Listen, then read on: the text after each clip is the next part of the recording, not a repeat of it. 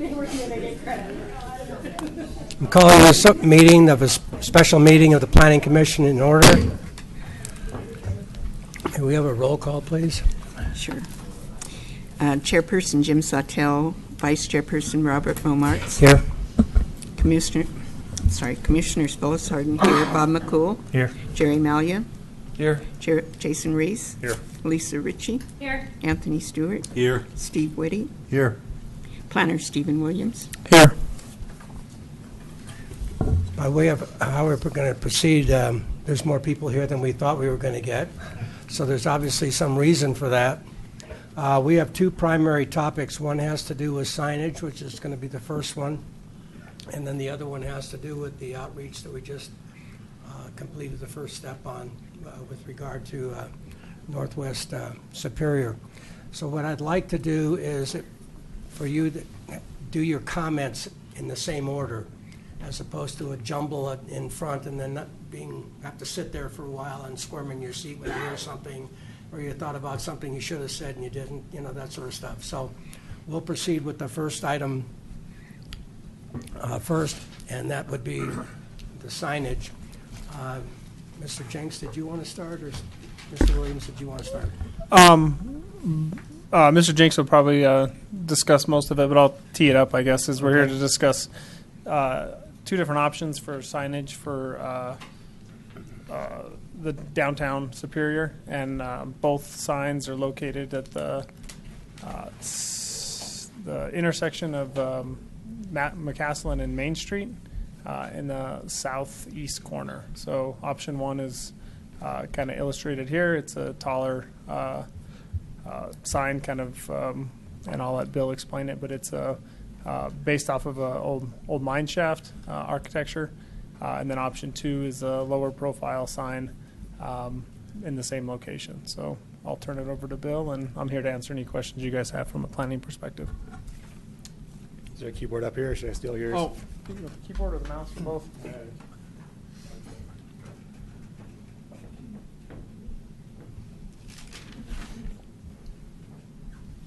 Thank you, Stephen, and good evening, Commissioners. I'm Bill Jenks, here on behalf of RC Superior, the master developer of downtown Superior.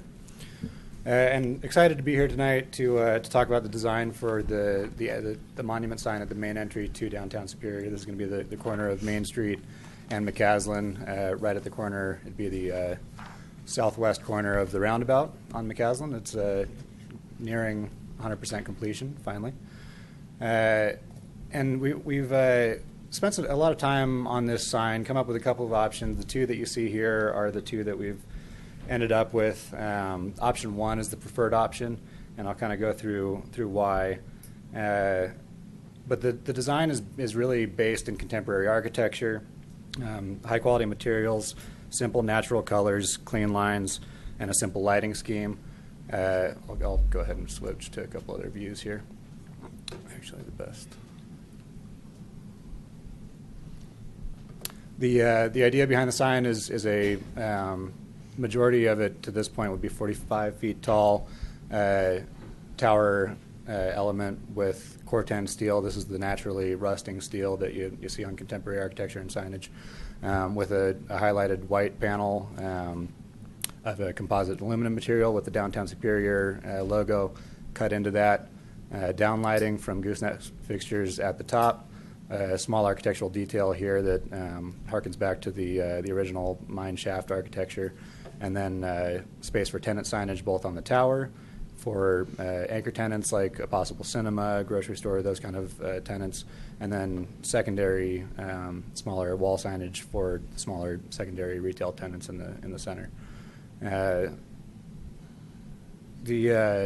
The vision for Downtown Superior, just kind of thinking back, is this really active downtown center that can act as a natural meeting place for the residents of the community, and be that meeting place that's missing now, be a true downtown. And the most important part of creating that is attracting these high-quality retail tenants. It's the shops, it's the restaurants, it's the bars, it's the entertainment. It's a place to go. And the most important part of attracting those retail tenants is not only location, but visibility and signage right there up with location. When these retail tenants come and do their site selection, it is the first thing they think about. So I just want to highlight the importance of having visible signage for those retail tenants. It is a hugely important factor in the design.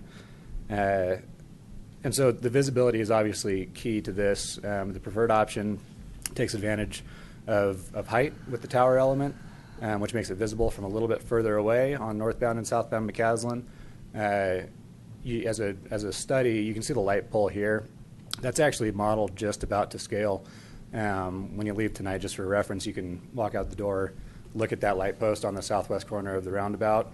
It's a little bit lower than the Discovery Office Park behind it, the lights of that. And that's about the height of the tower. I know 48 feet kind of sounds tall, but when you see it from McCaslin with the 4 lanes and the roundabout the size it is, I really don't think it should be any shorter. And I have some views to show you also from views from McCaslin northbound and southbound. But obviously visibility being of critical importance, we have signage on the north face and the south face for cars approaching from northbound and southbound McCaslin. And then also this lower signage is visible as you enter the roundabout and really come into the project. You can get some of that. This kind of highlights the inspiration for the design. You can see the Downtown Superior logo. It has this stylized mine shaft graphic on it, and then this is from La Superior, the history book published here of one of the mine shafts originally here. So you can see the sign is not meant to be an exact replica or anything. It's missing the wheel at the top. It's really supposed to be a contemporary version, but still kind of acknowledging that history. And so here's a couple of views we can check out. This would be coming northbound on McCaslin, so passing Block 8 of Downtown Superior. You would have just passed Discovery Office Park on your right, sort of back here. Those are both from inside the roundabout. This is from southbound McCaslin, entering the roundabout. Again, you can see the height here. And then from a little bit further away, this would be still in front of Block 8, but a little bit further back towards Discovery Office Park. You can see Block 2 in the background there, which this building's modeled at, I think, roughly 60 feet, which this block is allowed to have a 65-foot height building on it. And then the view from, this would be the view from like the second floor of the Discovery Office Park building, just so you can see what that kind of feels like looking down on it. And a view from southbound McCaslin again, a little bit further back. This would be just to the, basically just as you go over the bridge over Coal Creek. The bridge would be just behind you here, and you'd be entering the roundabout. You see the signage on the left there.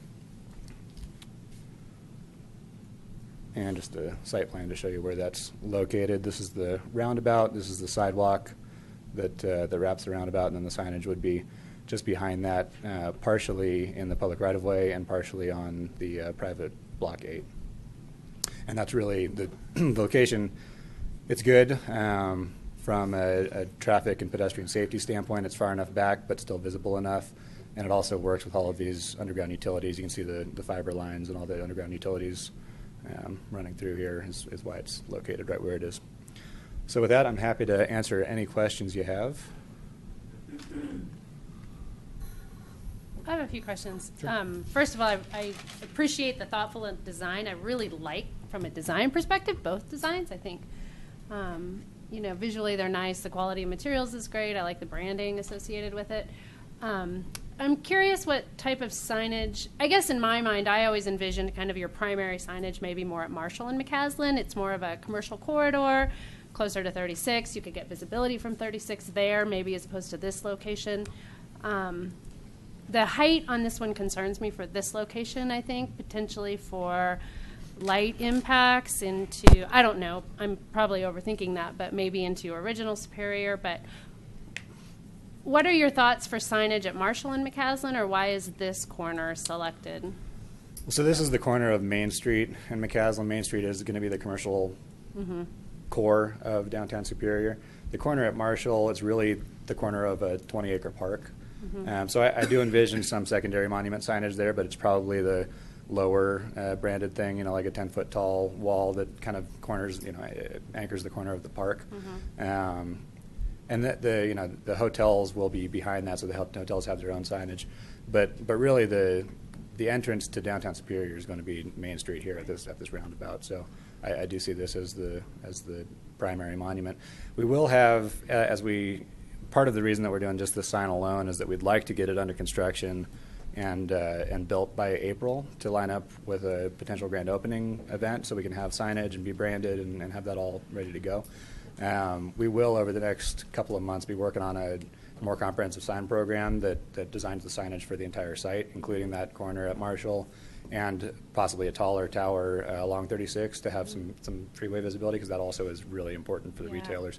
But for now, we'd like to get started on this one so we can have it open and have it at the main entrance. And that also, it addresses concerns from the home builders that are building and selling homes right now. They'd like to have some identity with Main Street Inn. Everyone, really feels good about that, and we'd like to have some identity there. So on the individual company signs, are those lit as well, or is all the lighting coming from above from those? The idea for the lighting, so that this is all just lit from above with these gooseneck downlight fixtures. The downtown Superior would actually be cut into that white panel, so you'd just basically see the shadow of a dark panel behind. These tower lights would be internally lit. I would tend to require that they be white only, because a lot of the retailers like to use all the different colors, and that to me just starts looking a little bit busy. So I would say retailers can use their branded logo shape, but it has to be all white. And we have some pretty detailed specifications on how those signs should be built so that they look like that clean, crisp, all white box instead of the sort of traditional channel letters that have the retainers on them and all that stuff. So those would be internally lit. And again, that's partly because those larger anchor tenants just expect to have a internally illuminated sign. And then down here, we would just have a aluminum, thick aluminum cut sign with uplighting from the landscape. So these signs would be internally illuminated. Everything else would be from the ground or from the roof. Would you mind going back to the rendering of the one that had the commercial building in the background? The larger sure. one. Let's see. So like this one. Yeah.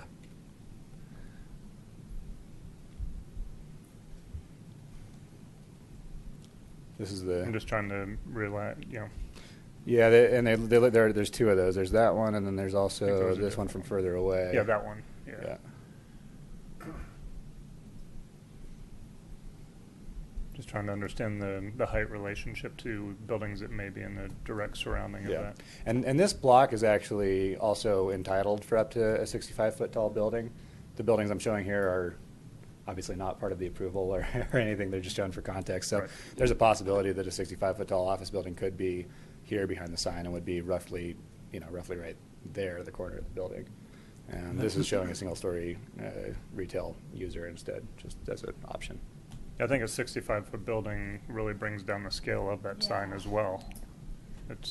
I think it could, right? It's hard to say right now with nothing there. Right. 48 feet is, 3 to 4 story building though. I mean, that's a tall sign. To me, that's like like adjacent to an interstate. I think that's completely appropriate. I'm just struggling with a sign of that height on McCaslin. The freeway signs typically are 80 to 90 feet, and I know they don't feel like that ever, but they usually are 80 to 90 feet. So this is about half the size of one of those freeway signs, which would typically be up to roughly here. I actually started with a design, and we started with a little smaller, just trying to stay closer to, because I knew this would be a comment. And it just, you couldn't see it from anywhere, and it didn't feel big enough to hold that corner or to be the main entry sign to the project. So I actually scaled it up by 25% to get here, and it started feeling right from a scale perspective standpoint. Did you do any view shots from over in Original Town? Oh, I think not really. This is probably the closest one I have. This would be from the entry to the Rogers Farm property, so it's just off that edge of the roundabout. Obviously, from 600 feet back, it's going to look quite a bit smaller, but I don't have any renderings of that. Yeah, my concern is more just not relative to the existing, or not relative to what might be there, but the fact that it's literally sitting across from a residential area. I've walked that trail, and I was staring at the sports stable light, thinking, what in the heck is that? It was so bright. And to think that we got a tower quarter mile or so, third of a mile closer to those homes, literally, and then the new development that'll likely go in at Rogers Farm, they'll be. Well, you also you'll notice right that the thing that you see from the sports stable is that internally illuminated sign on the tower Yep. that's pointing straight at you. You'll notice that there aren't any illuminated signs pointing towards original town. Okay. The internally illuminated signs are pointing north towards McCaslin and south towards McCaslin. The rest of this is just kind of soft downlighting from the gooseneck Okay. fixtures, which will feel a lot less like it's staring right at you. But I could certainly do a rendering for the town board meeting from like Second Avenue to show Yeah. how that looks. And I don't know if that's why people are here. I'm really curious to hear if our residents are here for that, and those who will be staring at it, what they think as well. So. Do you happen to have a rendering from the east side? Where we already are constructing residences? From inside the project, you mean? Yes. Yes. I don't think that I do. It basically it's the same design as this. It would look like this, just with a different background.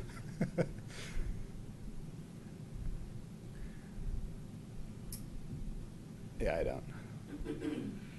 Yeah, I think with the lighting concern or just the scale of that sign, when eventually, if we end up with 65-foot commercial buildings on either side or just on one side, the lighting from those buildings is probably going to wind up washing out any of the main lighting that would be coming from that tower.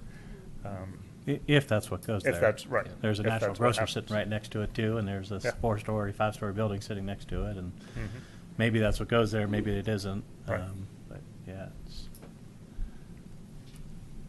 it's a lot of tower. Yeah. Yeah, I'm mixed on this one, right? We want this downtown to be successful, and I get signage is a critical part of that, especially for attracting retailers.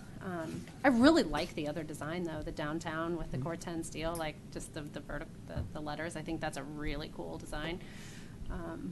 That one. That particular sign, that option, I think is great for that corner, right? Like it's I don't know, a signage of that scale, I think, is completely appropriate for that corner. I'm just struggling with, and I like the tower element. I just don't know that it's right for that. Yeah, and if there are 4-story buildings on top or all around it, you're not going to see it from Right. anywhere anyway, except McCaslin. So you're not gaining the 36 view, right? That Yeah, I doesn't don't- seem to be yeah. there. You're not going to see the tower from 36 no matter what. You're Yeah. not going to see either of these from 36. There's no chance. The purpose of this sign is really for vehicles on McCaslin. Okay. The only we spent more time working on this one because this was a preferred option. The only downside of this really is that it doesn't have as much room for tenant signage. You can see this has room for 8 tenants as opposed to, I think there's something like 24 signs on the other one, which gives you a lot more opportunities to attract retailers and give them some visibility. But you have some additional play, right? You have additional height. You still could, like under the We could design work on this. guidelines. We could work on this one for sure, and try to add more signage. The other part of this is it doesn't provide any signage for the northbound McCaslin. You just can't see it. So we'd have to kind of rethink this, I think, to make it really successful. I also like the letters. We just, I did think it was a little bit low and not quite visible enough, given the size of the roundabout and the speed of the McCaslin traffic, and just having the opportunity for so much more tenant signage to be able to attract those retailers is important.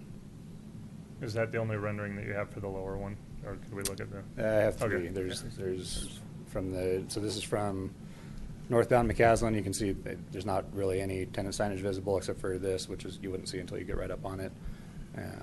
This is from across the roundabout,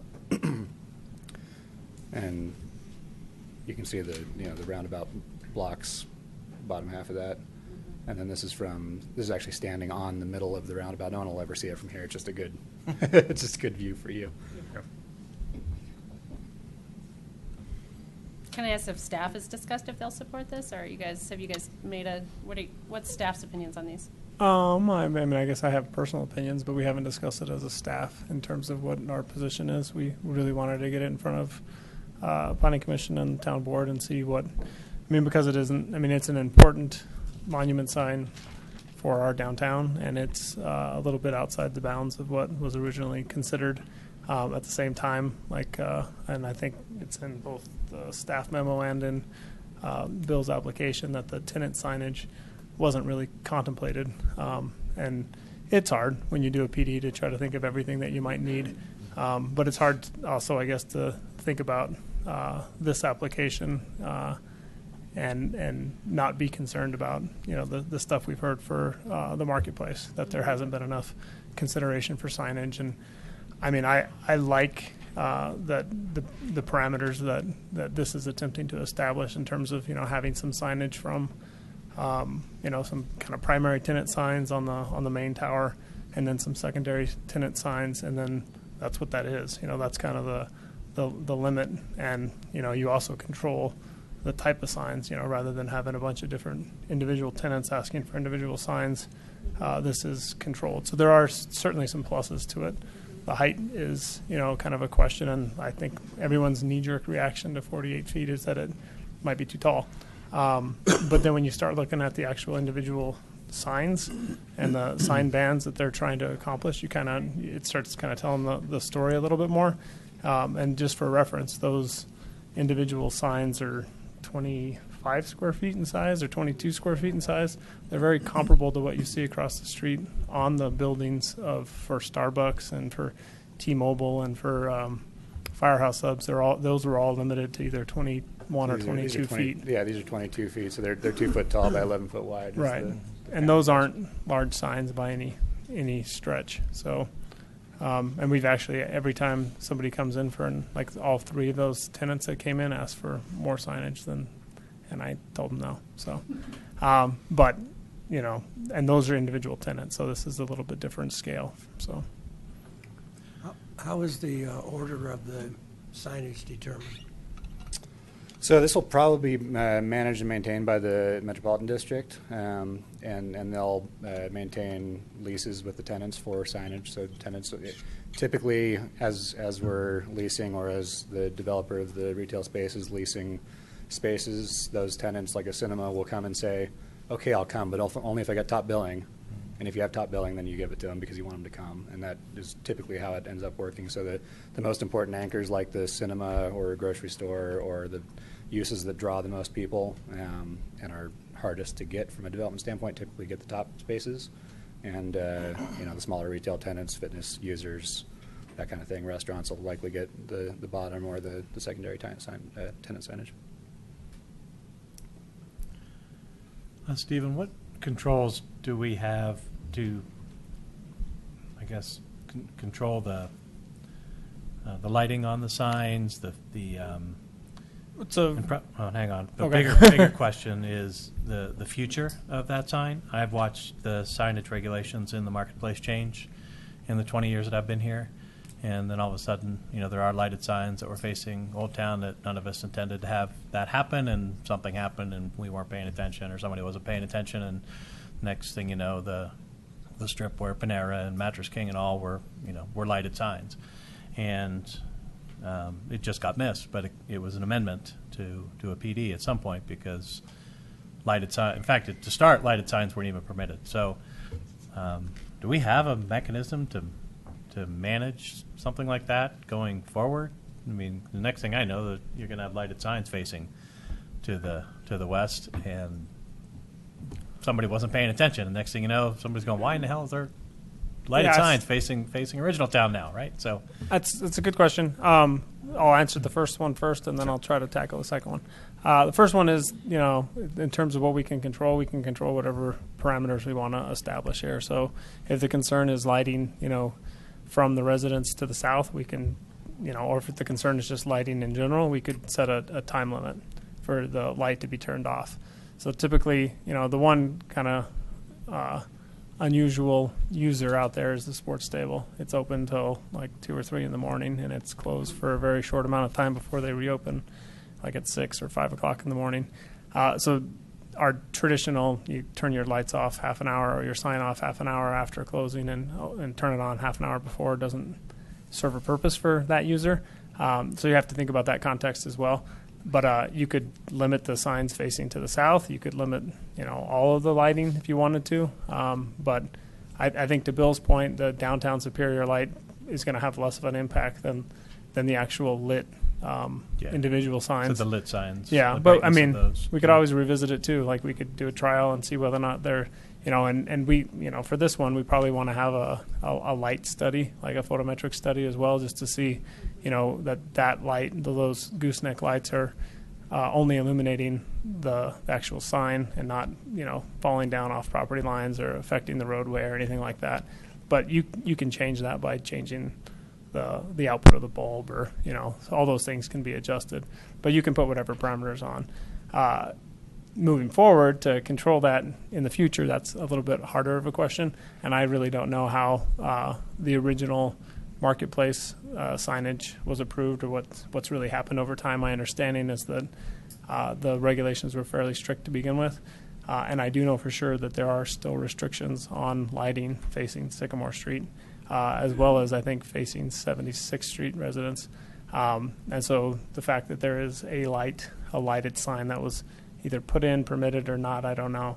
That I don't have an answer for that. But you certainly, that's my understanding was the board to some degree has relaxed their signage regulations for the marketplace in order to encourage more users and to encourage the individuality that wasn't allowed to begin with.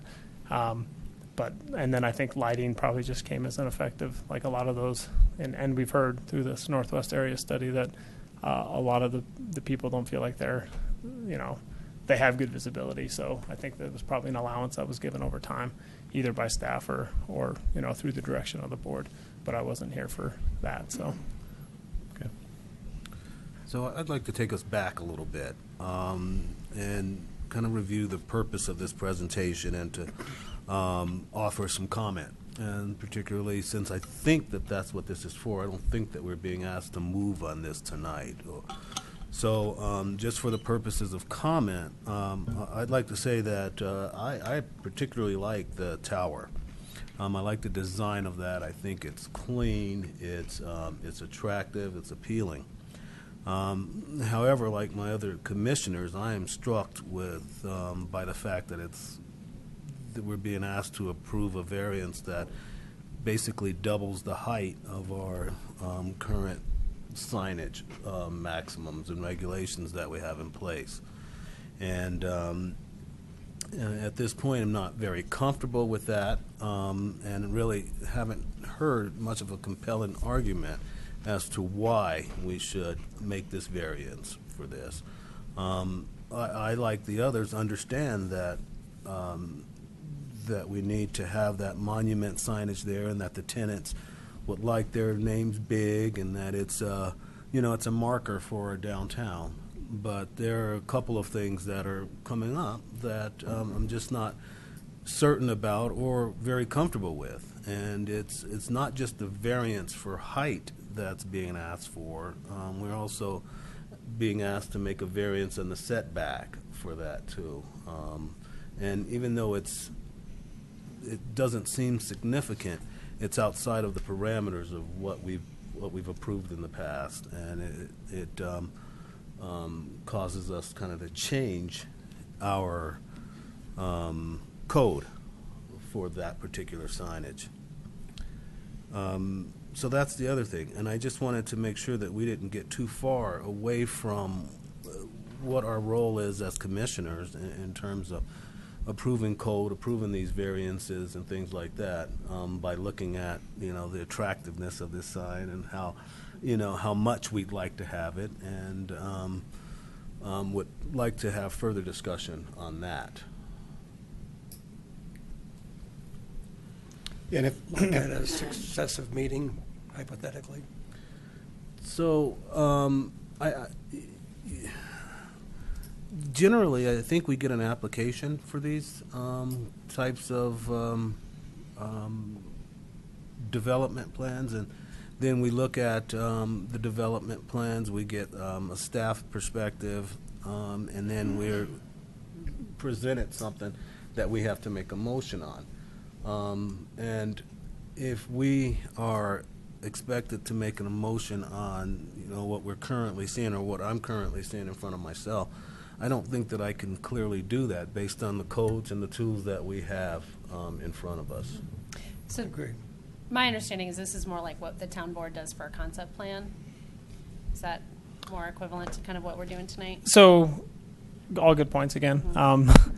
And this is a little unusual. So, I did get to mention it to Commissioner Momartz before the meeting, but this typically we get a sign application with like whatever you're reviewing sign wise is with an FDP. It's got something attached to it. So this is a little different in the sense that we don't have a final development application for any associated development. There's no building other than the actual sign itself. And I think if we'd have got this and it would have fallen within those parameters, we would have just processed it as a normal sign permit. But because it is what it is, and it's also, I think we probably would have considered bringing it to you regardless, just because it's the monument sign for downtown Superior. So really, it's just to provide comment, and the board will provide direction if they feel like they don't agree to the height of the sign, and this is for you to provide your opinions on whether or not you support it, you don't support it, you have concerns. It's no more complex than that, and the board will make a determination as to whether or not they feel like they're in agreement that if height is your concern that it should be lower, or if they feel like it's fine. But that's kind of the. From a process perspective, would this require a variance? I can't remember if we have waiver criteria in the So PD the only or place kind of that this is actually mentioned is in the design guidelines. Yeah. So it was nothing that was established through the PD. There's it's just design guidelines, and we can go to that section of the design guidelines if I can get the screen to come back. So that's what I've been a little distracted with. Sorry. So I mean, it really is just design guidelines. That's all. And the design guidelines are a 181-page document or something like that. And it touched on a lot of different things, and it didn't get into details on certain things. To Commissioner Stewart's question about the setback, I guess I'd have less concern about the setback than I do about some of the other things, and there's a couple of reasons for that. One is that when we did the design guidelines, we had no idea what kind of intersection was going to be at Main Street. What went in was a roundabout, and we've looked at and why you have setbacks for signs. It's because typically you want to get the sign as close to the street as possible so that it's actually visible. But why you have setbacks at intersections is so that you have your appropriate vehicle sight lines, so you can see, like making a left turn or making a right turn, that the sign's not blocking the visibility. And this is both outside of that vision. It's called the vision clearance triangle, and it's at least the tower element doesn't. It's see-through, so it doesn't have the same concerns as a solid wall, but it's also outside of that vision clearance triangle, so we don't have any concerns about the setback. So I think you guys can have your opinions and have your on whatever you want to have, and that's really what this is for. Sometimes it's harder when it's a little bit more nebulous than it is if I gave you criteria to review it against and we had a recommendation. Before staff's really taken this anywhere, we wanted to get feedback from you, so it's a little backwards, and I understand the confusion. So. Perhaps this is a good time for. Oh, I'm sorry. Go ahead. So I'm still not really clear on. So can they just go build this tomorrow if they wanted to without? No. Okay. What's the legal? What is the formal? What has to happen? We for would them? have a sign permit application, typically that we would process administratively. But that would be staff only. Yeah. Even though it's outside of our design guidelines, it's outside of our land. because it's outside of the design guidelines. That's why we're bringing it to you guys. Right. So But informally. informally, yeah. So do you envision like an FDP sign package? No. Yeah. Okay. I think at some point that they'll come back with a broader sign program for the whole development. But as Bill mentioned, he wanted to get this sign built sooner rather than later for both tenant attraction and for the grand opening that's planned in April. So the process, as we expected, is to get your recommendation tonight, actually go to the town board in December, and get a clear direction of either approval or disapproval. If it's approval, then we'll process a permit with staff and go build it in January through March and have it open by April. So is it going to the board in the same context, just Yes. advisory? No, I mean, if they say no, they say no. We won't take it, you know? It's not like staff's going to go Okay. and do something that is against your guys' direction, so. Okay. So I thought you no, were I- asking, I answered the question wrong because I thought you were asking how we typically handle sign permit applications. Sign permit applications are typically administrative type of review. And if it fell within the criteria, I don't know what Matt's decision would have been, you know, on this. May have been that Do he we, wanted. do we typically include it in more detail in the In what? FDP? Did it just get missed? I guess is, What detail are you well, the feeling size, I about? mean, the height restrictions, I mean, we have 25 feet in our design guidelines, but it doesn't sound like that's in the FDP. I mean, we did have some things for the marketplace that you were just not allowed to do. Right. So there are, Part I mean, of it's if, just trying for me to understand the process. I'm trying to figure out if we missed something in the FDP, and should there have been more specific requirements for a sign package that is going to get put formally in front of the planning commission or the town board, or is it just, again, administrative type?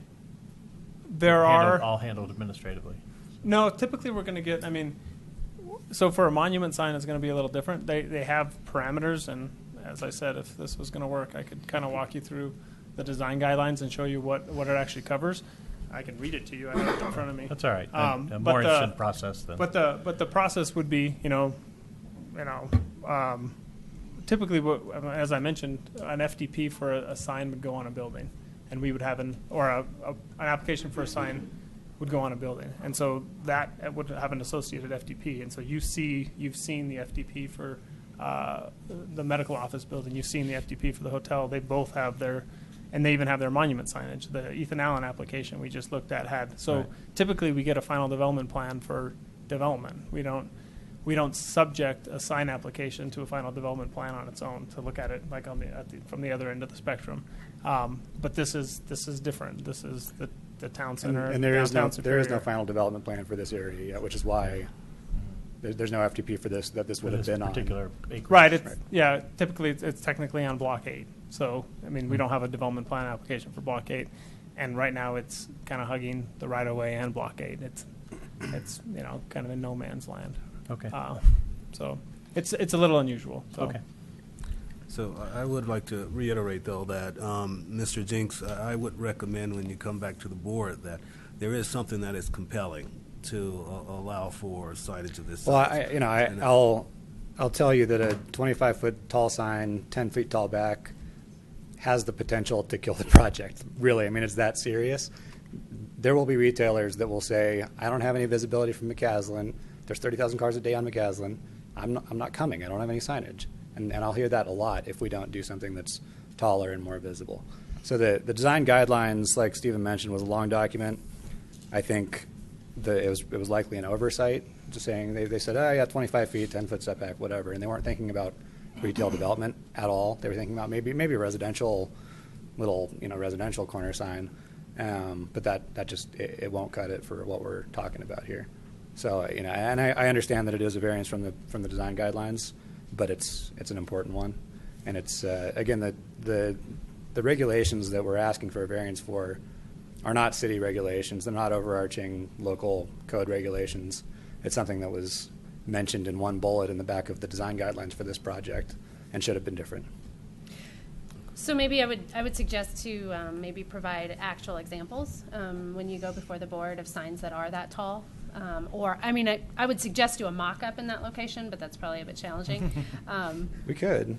Just so that you could get a sense of how tall it really is. I know it'll look like it's a little bit of an island right now without anything developed, or other signage, kind of in the vicinity on the corridor somewhere that's of a similar height and scale, so they can see the effectiveness and Sure. really it isn't as obtrusive maybe as what you're suggesting. That's a great point. Yes. Well, Mr. Jinks, thanks for joining us tonight, Yeah. and thanks for that presentation. The monument we're discussing, I love it. It's visually striking. It's got great identification for the tenants in the town center, and it's going to attract more tenants. I love the historic connection. So if you go back, that mine you're referencing is called the Industrial Mine. And so if you go back and look at pictures of it, it really does remind the residents and folks of our history, of where Superior started. I do have a concern about lighting as well, especially from original town and how those people can see it. So lighting's an issue with this discussion. And then, of course, the height. I think, to echo Commissioner Ritchie's comment about a 48-foot monument at the corner of Marshall and McCaslin, and then maybe a 25-foot one at the intersection of the roundabout. As like you said, the location at the roundabout is primarily for McCaslin traffic. Mhm. More localized traffic. There's a lot of traffic that comes through from Arvada, who hits 36 and goes to Boulder and points elsewhere. But that intersection of Marshall and McCaslin, I think that intersection would garner lots more traffic and would attract the tenants you're speaking of. And sticking a 48-foot monument out there that represents Superior's history, I think would be pretty cool.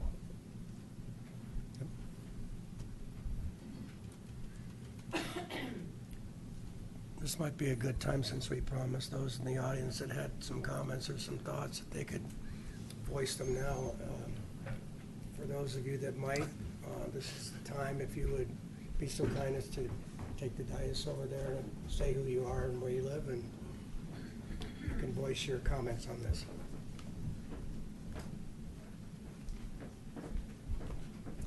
Gladys Forshee, 404 South 3rd Avenue. If you want to help the merchants at all, you better go with a high tower.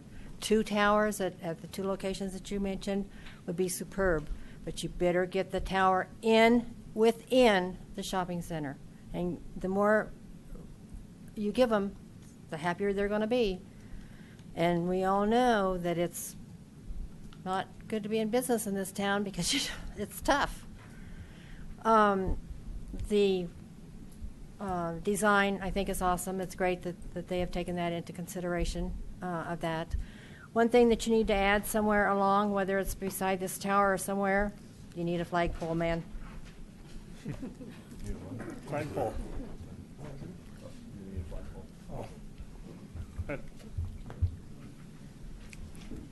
Anyone else?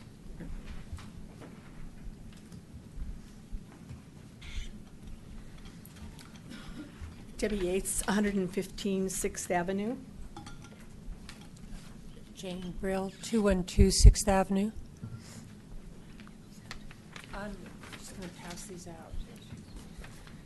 Jane and I are here to represent the Town of Superior Cultural Arts Public Spaces Advisory Committee.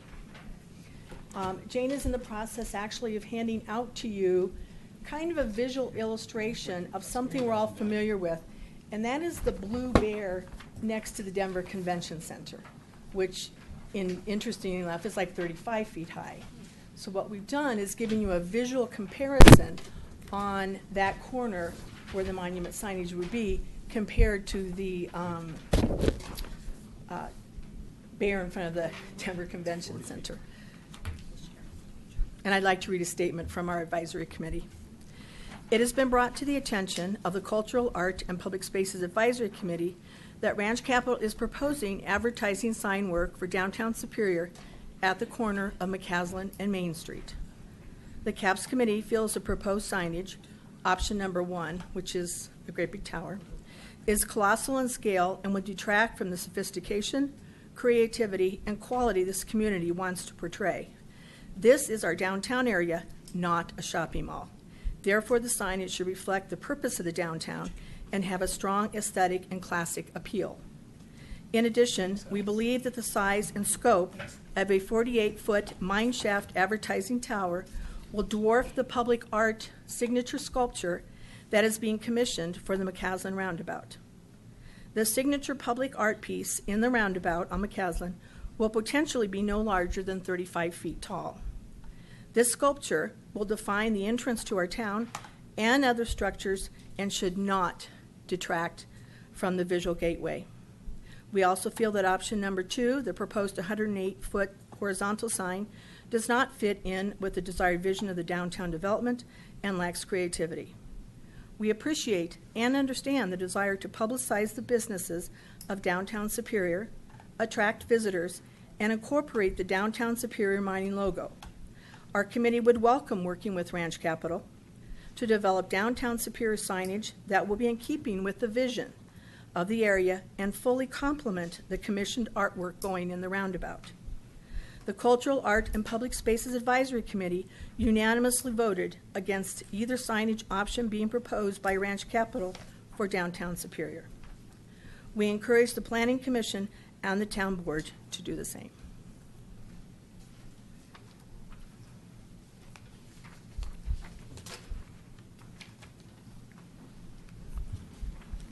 Thank you. Thank you. Anything further from the commission before we move on to the next topic? No, but I think that's always great advice to work with the committees and commissions if possible. Excuse me, I think that's a very good point about the sculpture in the roundabout, that it'll be a focal point as you come down the road, but to have such a large structure at 48 feet, you know, at that location, you know, having a larger one at McCaslin and Marshall, where there would be more traffic, if this would be the first one you would build, let's say, it would be less expensive than the one at McCaslin and Marshall because it would be smaller. No, I totally understand, and I appreciate the concern, and I do think the art is wonderful and very important. But my first priority is always going to be the ultimate success of the build out of the project. I live it day in and out, day out, trying to sell the land to retailers, trying to make this thing happen as fast as possible. And so, you know, keeping that in mind, my professional recommendation as an architect and developer is to provide the signage first and have artwork that does work with the signage and work with the identity. But the identity and the signage for the project is most important, because without it, you'll have a field for a long time with a nice piece of art next to it, and that's not, I don't think, what anybody wants. So I very much appreciate the art, and I want to work with them. I'm happy to meet with the committee to talk about it more. But again, it's very important to make sure the project is viable first.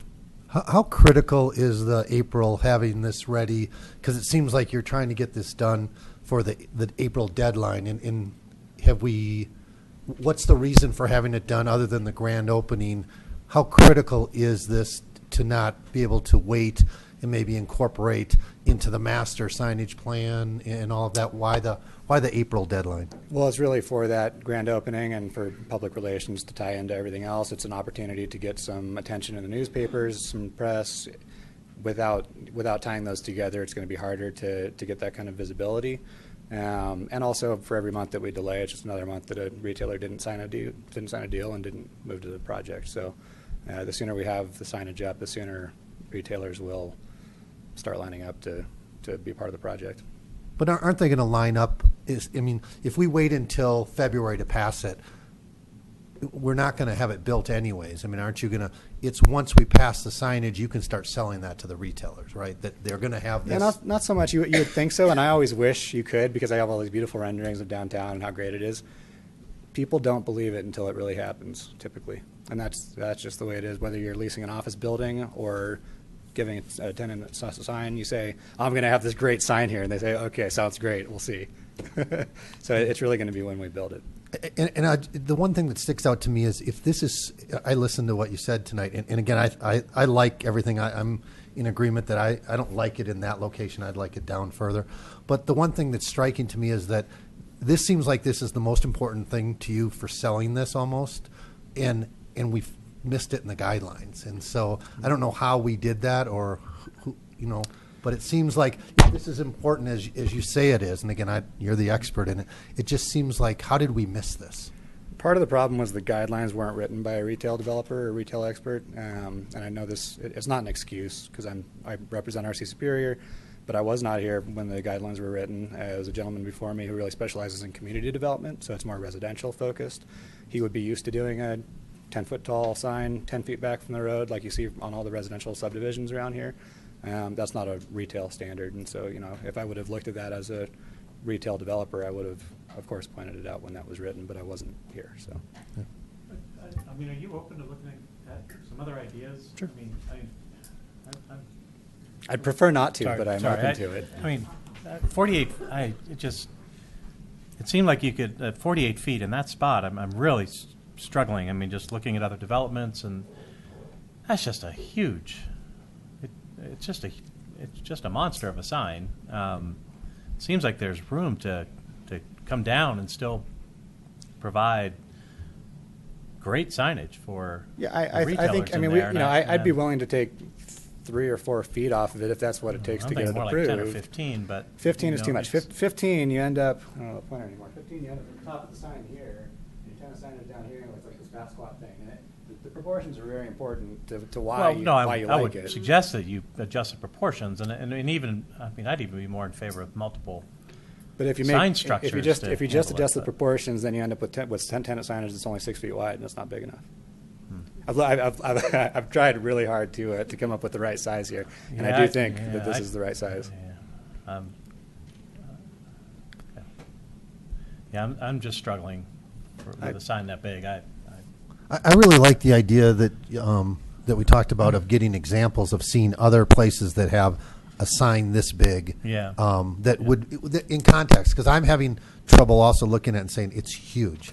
And where else do we see something like this? Is there one in Is Golden? there anything along the yeah, is corridor there Golden, like this Louisville? that, Does you anyone know, have a in sign like Westminster, this? Arvada, you know. Yeah, I'll have to Yeah. go pull some examples. I know some of the newer developments, the one just east of the 36 down next, I forget what it's called, but they Canal- have some very tall monuments that I'm sure are taller than this. Walnut They're- Creek, possibly, yeah. 104th.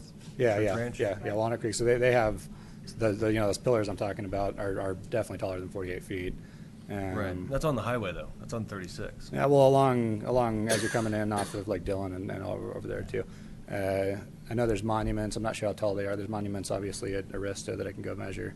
So I'm happy to bring some pictures and show you how tall signs Yeah, are. and if it's possible to get some context with the artwork in the McCaslin Circle, so that can be seen together. Yeah, and I don't you know. I don't know that- where exactly that stands with the design. If we have proposals. Yeah, and yet, I don't. Yeah, I don't know if there's enough of an idea what's going to go there that it could be put into context Right. somehow. But you know, it's really hard to visualize, and it's hard to approve something that you just don't know what it's going to look like. And 2 you're years doing a ago, great you job. never Don't get would me have had wrong. renderings like These this. are great renderings, but you know, it doesn't bring the roundabout into consideration. It doesn't bring the views in from original town into consideration. It's already hard to look at this on. I mean, I can't believe it's standing at Discovery Office Park that it's going to look that far away and that unlit. I just can't look at that picture going, there's no way it looks this small. You know, I mean, I could be wrong, but you know, when I look over at a sports stable and see this bright light, you know, from a trail over here, then I know that sign's going to be bigger than that sports stable sign. I get it; it's not lit, but Probably not actually. no, it's. I mean, the tower obviously is. The tower will be visible. But the tower is yeah. not And- any and taller. I I'm don't really think, glad than you're not the- facing any signs towards to the west, towards the neighborhood. That's great. Yeah.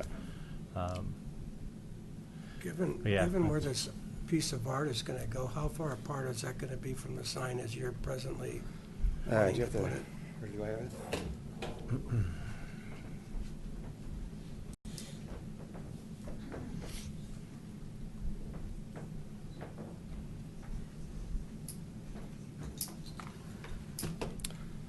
Stephen, do you remember how wide the roundabout is? I don't off the top of my head. You know, the picture with the low downtown at least has the roundabout in the. Do we have the other? That has the roundabout. Yeah, if in you the go to picture. the file on the left, there you go. And then go up to the PC. There you go. Click on that. No, you were just there. And then go to the monument sign. Let's see, which one is What are you looking for? the actual application package? That's it, B.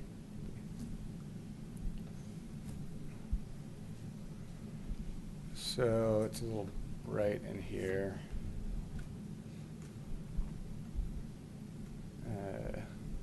Phyllis, can you turn off the The lights? lights. I don't know if you can. Is there a light that you can turn off, or is that it? I guess these ones are just brighter now. Never mind. No, it's fine. This might.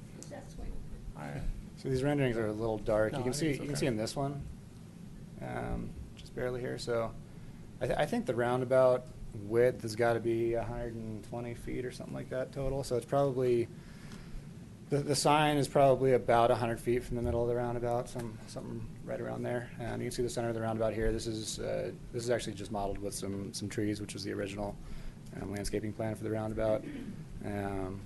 So the art that we're talking about, if it is, I think what they said, 30 feet or 25 feet tall. 35 feet, I thought I heard.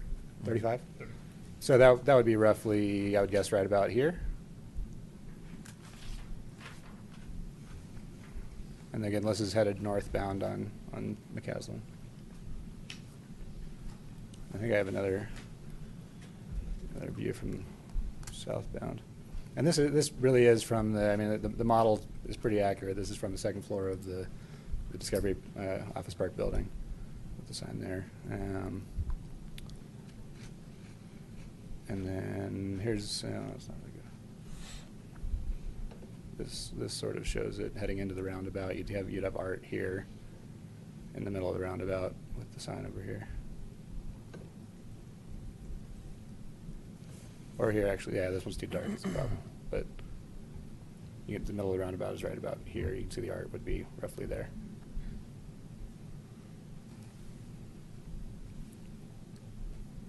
Would landscaping on the west, I guess that would be the west facing side that doesn't have signage on it, is that feasible? Is there room for some landscaping on that side, just to mellow the view from the Over here, you mean? side? Yeah, I guess that would be the west. Yeah, absolutely, and that would likely go with the Rogers Farm development. They'll have. No, but I mean more, even as much closer to the sign, and like. Do You have a mean on west this view? on the west side of the road or on the east side of the road? On the Right. east side of the road, on the east side of the road. Okay. Probably in front of the, around the sign. Around the sign, sure, yeah. Yeah. As long as it doesn't cover up Sure, current signage. Yeah, you don't want to cover up over. Yeah. Understood. Do you know if this art piece is going to be illuminated? Do you know? I don't. Do you know? Debbie can answer. I don't know if Debbie can come up and answer whether that's. Question was whether the art piece is illuminated or if that's known yet, or. That is the goal. Pardon me? That is the goal. All the submissions from the artists that we're reviewing, one of our requests was that it would be lighted in appropriate ways. Some of them are lit from like inside and that type of thing. So yes, it will be illuminated. Okay. Thanks. So am I seeing a lit 35-foot object in the middle of the roundabout? And this tower is within, how far from the roundabout? 100 feet. 100 feet? Yeah. About 100 feet. What is that other, go back to the one that shows the plan view. Is there a dimension on there anywhere? There's not. I was just checking that. Why would a plan have dimensions? No. Well, is that 14.7 maybe? Is that right? Yeah, it's got to be more than that. I think that's 30. What's the scale at? 10? Is it 5 and 10? That's 10, yeah. So I think that's like 40 feet from there to there. So from there to there, yeah, it looks like it'd be roughly 80 to 100 feet to the middle of the roundabout. And I'll have that for the town board meeting. We might be able to get this in the 3D model prior to the town board meeting too. I'll work to get that done so we can see it from different vantage points. Mr. Jenks, did anybody consider making the monument wider and shorter? The total width is 19 feet 4 inches according to the drawings. Including the lighting, yeah. Make the whole monument wider and make it a little shorter. We could, again, it's just. That's the rub. Yeah, well, it's just thinking about the proportions, and you're not going to like the way it looks as much if it's wider and shorter. And it won't loses look that as. historical fact. Yeah, it Historical doesn't, yeah, exactly. Element to it. It would work technically from a signage standpoint to have just a square, but it just doesn't. Yeah, so that would satisfy the tenants. Oh yeah, absolutely. As long as their sign is as big as possible, that's all they want. And then we'd have a 48-foot one out of Marshall and McCaslin.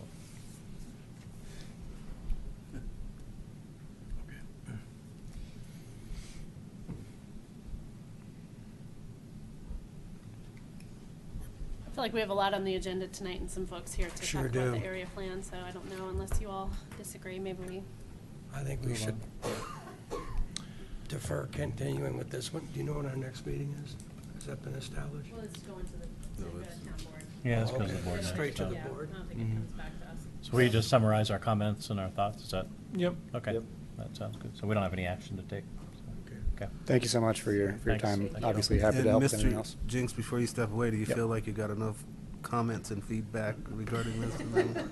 Right now, I understand the concerns. I do plan on taking this to the board. I think it's the most appropriate and successful option, knowing the tenant demands, and having looked at, different options personally with our designers. So I'd like to take this to the board, but, of course, I appreciate your input. I do look forward to having a signage package that's going to take into account everything along the freeway and at Marshall and McCaslin and those other places too. So it's certainly helpful. But the best case scenario, obviously, for me and for the project would be to have this be approved at the town board in December and be able to start construction as soon as possible. So, thank you. Thank you. Thanks.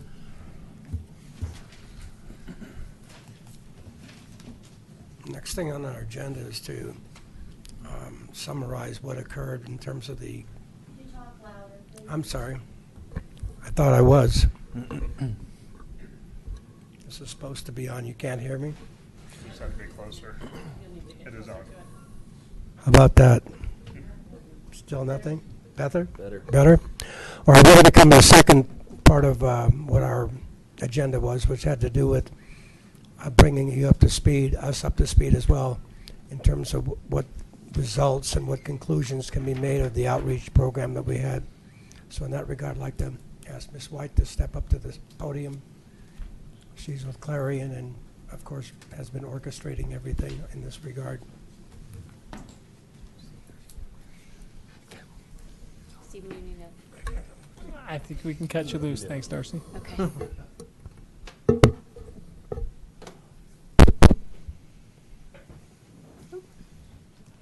All right.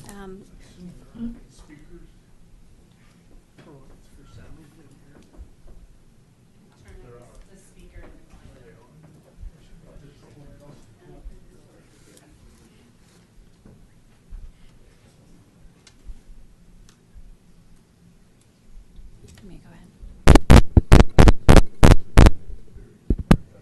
Maybe testing. Testing, testing, Here's our technician. testing, testing.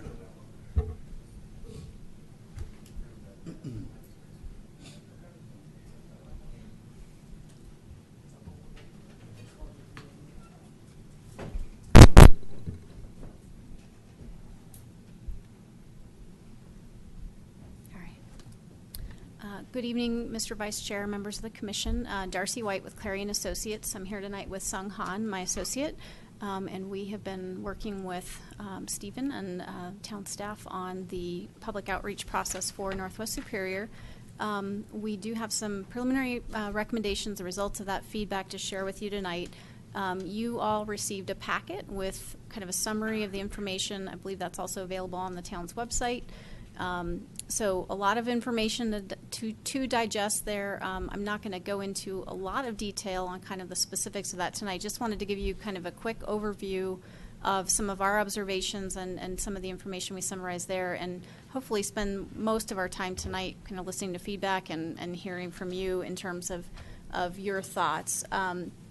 So I'll give you a quick summary of some of the themes, some of the kind of things that jumped out at us in terms of the feedback that we did hear.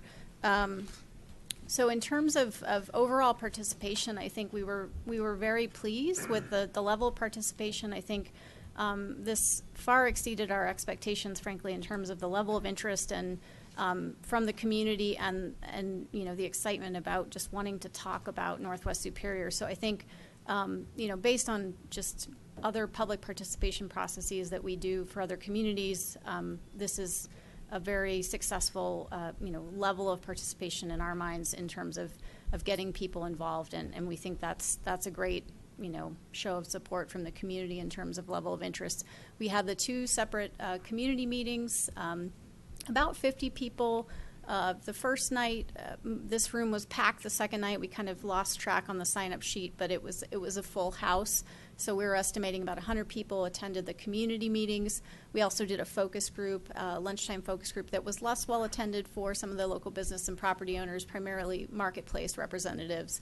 The online questionnaire was available for 2 weeks, and we had about 460 people participate that way. Not everyone participated, kind of responded to every single question. So you'll notice in the summary packet, we've tried to give you a sense of, okay, for a particular question about a particular area, how many people responded. This is not scientific. I think that's important to stress. We weren't trying to, do that intentionally. So this is really a self-selecting process that we've conducted here, which is very typical for a planning process like this. We also had a number of handwritten responses that were turned in. About 44 of those were received here at Town Hall or via the public meetings. So got input from a lot of different mechanisms, which was really the intent, try to give people a lot of different opportunities. I'm going to run you through some of the feedback in terms of the different opportunity areas. And those of you who participated, you may recall we kind of divvied up the area. Even though we're talking about Northwest Superior as a whole, there's some very specific opportunity areas that we wanted to help the community kind of understand what the parameters were for each of these areas, as well as talk about some of the opportunities for the future and get feedback on those. So there were 4 areas that we asked specific questions on: 76th Street properties, Superior Marketplace, Original Superior, and the 2nd Avenue properties. So I'll give you a quick rundown on kind of what we heard in each area. 76th Street properties, and this is one of the areas that the existing comprehensive plan does have some guidance for.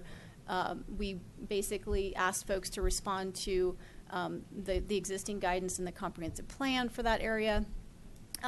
This is an area where I think there was in terms of order of magnitude, probably the least,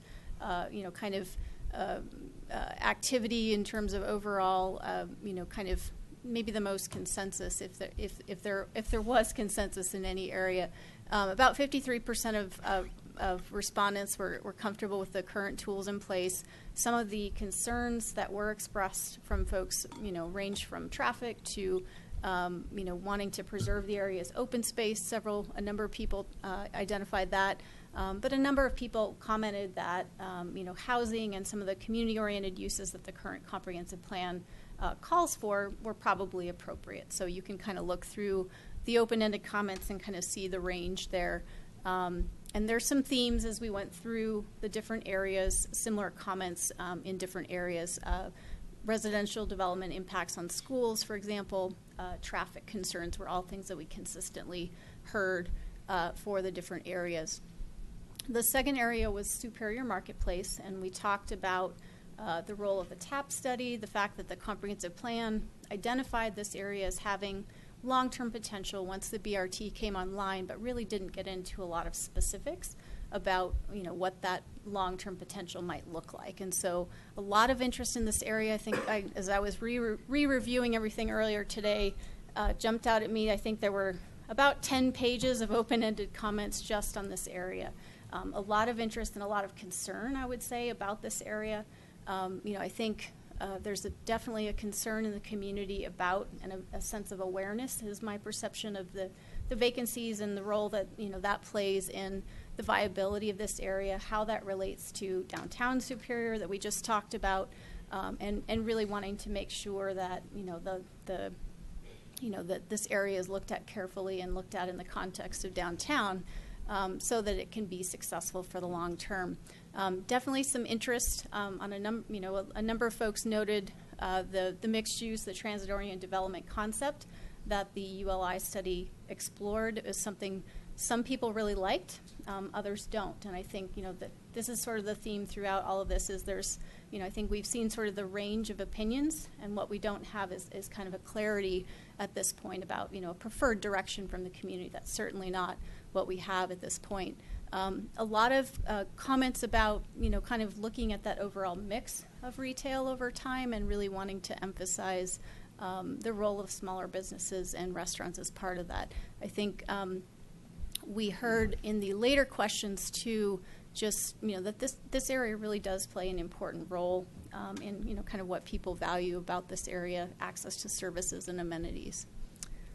Original Town, I think there's not a lot of consistency in the feedback in this area, sort of a couple different perspectives. I think some people really saw this as an opportunity to potentially look at some other housing opportunities, workforce housing, smaller housing options to kind of complement other parts of the community. Compatibility and walkability were concerns, but we also heard from a number of folks that said, we really just don't want to see anything change in this area. And we don't think we need to do anything else in that regard. So this is an area where we ask the question, should the town look at potential design standards or zoning changes to guide future development in this area in light of some of the concerns that were raised. About 40% of participants thought that was a good idea. Another 33% said, I'm not sure, but we think it's a conversation worth exploring. So something to think about for that particular area. Second Avenue property, I think this is an area where there's similarly a kind of a lack of consensus in terms of what the preferred option is for this area. The comprehensive plan does provide direction for this area. Those concepts have been explored and brought forward over the past year, in the process of looking at development options for that site. So those were kind of in line with the comp plan, but I think what we're hearing from the community is, a lack of clarity about really what folks are wanting to see in that area. This is another case where I think, a number of the comments indicated, comfortable generally with some of the concepts in the comp plan, but concerns about density, circulation is a big issue, as you've heard all along, in terms of how that site potentially does or doesn't connect to original Superior. So a lot of issues there that were cited in the open-ended comments. We ended with some general questions. I think, through our meetings and through discussions with you and staff, I think really wanting to step back and, everybody's going to have particular opinions about different parts of Northwest Superior, but really wanting to step back and look at the area as a whole in terms of overall sense from the community. And so we asked kind of as a wrap-up set of questions whether further discussion was needed to really dig into these issues more.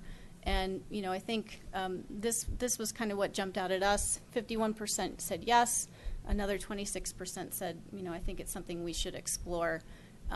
Less than 20% said, yay, let's keep what we have, the tools in place. So definitely some interest in kind of continuing the conversation based on what we've heard so far.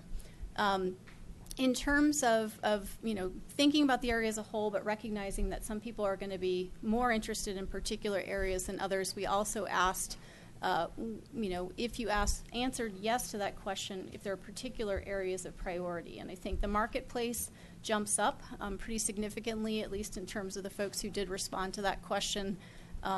And, a lot of folks also really stressed, both through the written feedback as well as in our meetings, that, you really need to look at this as a whole. We shouldn't be kind of piecemealing this discussion. And so that was something that we talked about as well.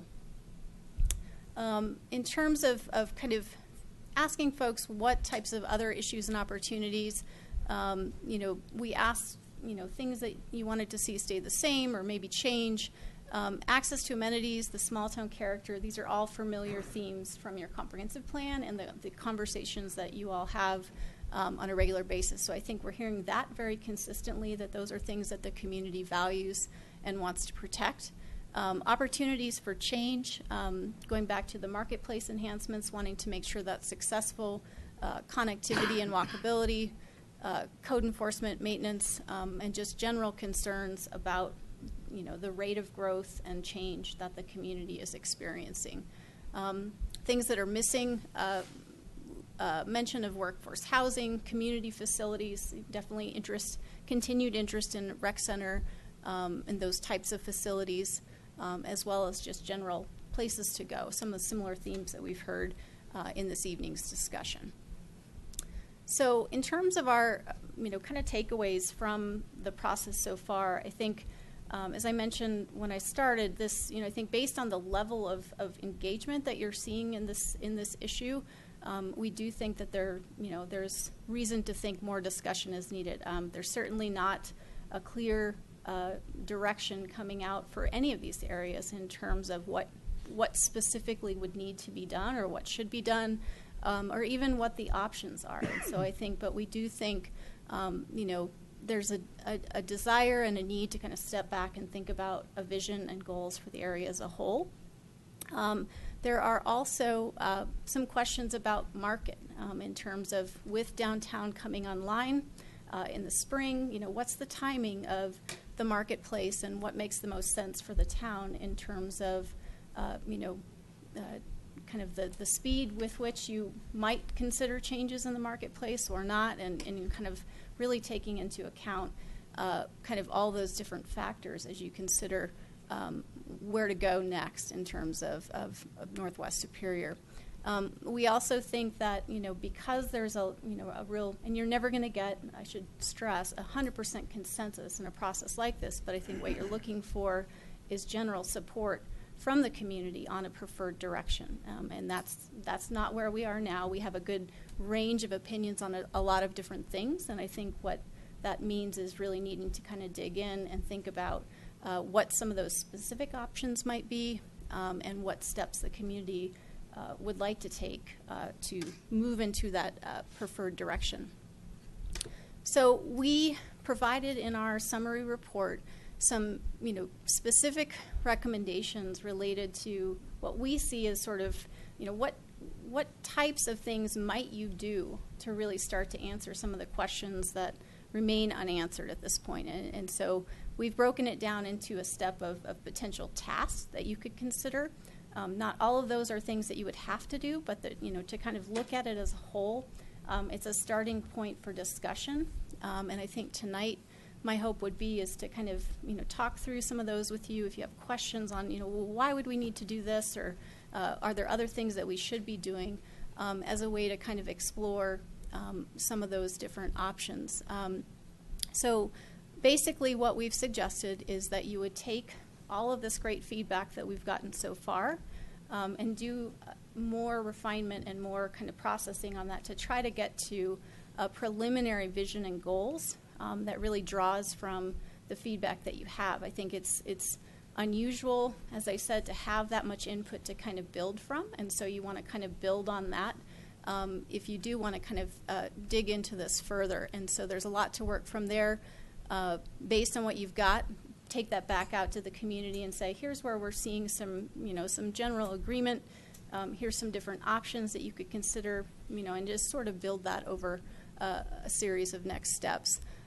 The market assessment is really kind of just taking a look at some of those considerations related to downtown, kind of the regional context, and really thinking about, how do you want to position yourself, what makes sense now, what might make sense down the road, just to kind of give you some grounding for any options that you do want to consider. There would also need to be some additional analysis. We put together some kind of baseline information based on the plans that you have in place today, and that was really kind of the foundation for our discussions. But we do think if you really want to dig into some of these questions, you're going to need additional information to kind of support those discussions and to give people something tangible to really react to. It's hard to have conceptual conversations about the future of a particular area if you can't kind of see and really understand what that might mean. And so we've kind of outlined some specific things that we think would be helpful to help inform that conversation and make it more productive and meaningful. That would really serve as a foundation for some different options, some different choices for different parts of Northwest Superior. I think it's a challenging area to think about planning for because you have so many different unique things going on within a fairly small geography. And so you kind of have to handle each of those discreetly, but then try to weave it all together. And so there's some different needs that we've identified within the different opportunity areas that we think might help the conversation. But I think part of that conversation would need to also be about trade-offs and you know, whenever we go out to the community and we talk about, you know, here's some different options for the future, part of that is always understanding, you know, what are the benefits of this option? What are the, you know, what are we looking at in terms of how all these pieces fit together? So that would be an important part of this, of the discussion, is to kind of create those options for different individual areas within Northwest Superior, but to really talk about them with the community as a whole, so that you're not kind of isolating these little pockets and not really thinking about how they fit together. Based on that, hopefully you would get to kind of a preferred scenario and kind of roll that into a draft plan, and then really think about your next steps in terms of implementation. I know we asked some very specific questions in the community engagement process about, you know, fairly specific things related, you know, should we be changing zoning? Should we be looking at design standards? But until you have a more in-depth conversation about what specifically it is that you want to achieve, the community wants to achieve, it's pretty hard to recommend a specific direction in terms of zoning or design standards. So we're not at that point yet, but this is kind of what we see as maybe a logical way to kind of think through the process. So those are kind of potential tasks, but we also see that there's a variety of ways that you could tackle this, depending on kind of you know, general discussion and where you all want to go with it. The process was originally conceived, you know, under this concept of, you know, maybe we need an area plan for Northwest Superior, and that's certainly one option, a very viable option, that, you know, you basically would take this area as a whole, you would do a more detailed plan for it. That would basically, you know, kind of serve as a companion to your comprehensive plan that the town has in place today. And that would work just fine. That's one way to tackle this. We also see the option of maybe doing some targeted amendments to your comprehensive plan as something that you might want to consider. The town's comprehensive plan was really set up by virtue of kind of how your town has developed. You know, we already have these opportunity areas identified. There's already a set of goals and policies related to original Superior, for downtown Superior, and so it would be very tangible to kind of work with what you have and try to just update that and do a more targeted, you know, plan. And there's some benefits, you know, pros and cons to each of these. I think one of the things that you know, I wanted to mention in terms of option B is really that, you know, over time, having a lot of different area plans can be cumbersome and, you know, just adds another level of administration and, you know, need to update those over time. So that if this is really meant to be kind of a near-term strategy that the town wants to take on, you know, kind of a 5-year, let's figure out where we want to go and make sure we have the tools in place and then we're set, you may not want to do that. That may not be the best option.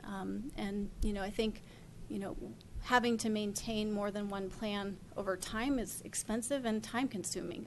And for a town your size, it's not necessarily, you know, maybe the best way to go. So something to consider. And then option C is really kind of the most conservative option in terms of, you know, if there really are kind of major priorities, you know, whether that's the marketplace based on the feedback that we heard, you could really just tackle individual opportunity areas within within Northwest Superior, and kind of take it one at a time and really think about, you know, where do we need to prioritize, and do a more focused effort and kind of take it that way.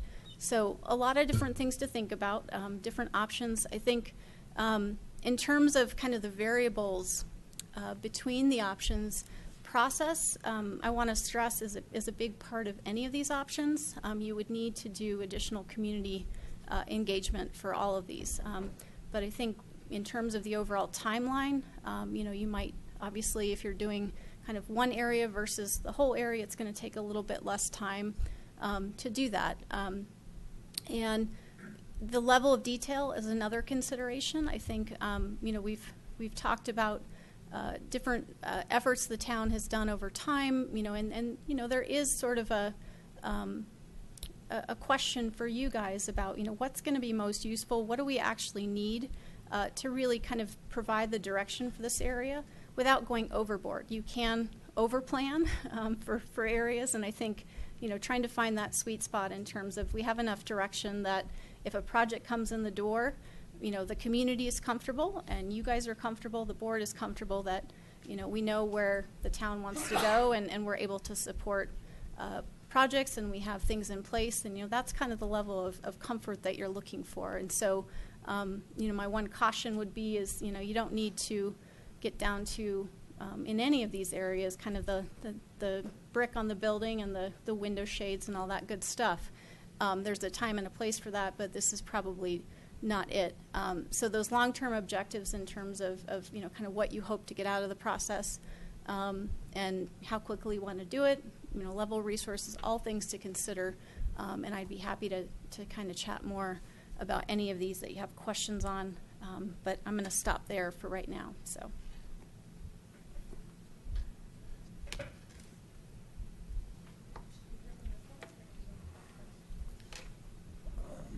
Why don't we hear from the public first?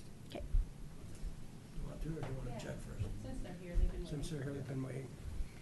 Now's the time for you to comment on what's been proposed or talked about. Thank you.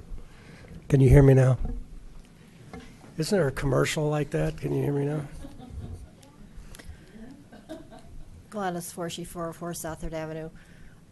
So this study I think has been awesome. I've got the report and I've read it word for word, and so I think it's awesome. I think it's something that needed to be done for some time. One question I have is, are you going to be making the decisions as to what's going to be concentrated on in this survey, or is it going back to the town board and they're making the decisions? The commission will make a recommendation to the board, and the board will ultimately adopt a plan. If a sub-area plan or a comprehensive plan updates plan for next year, it's the board's decision. Okay.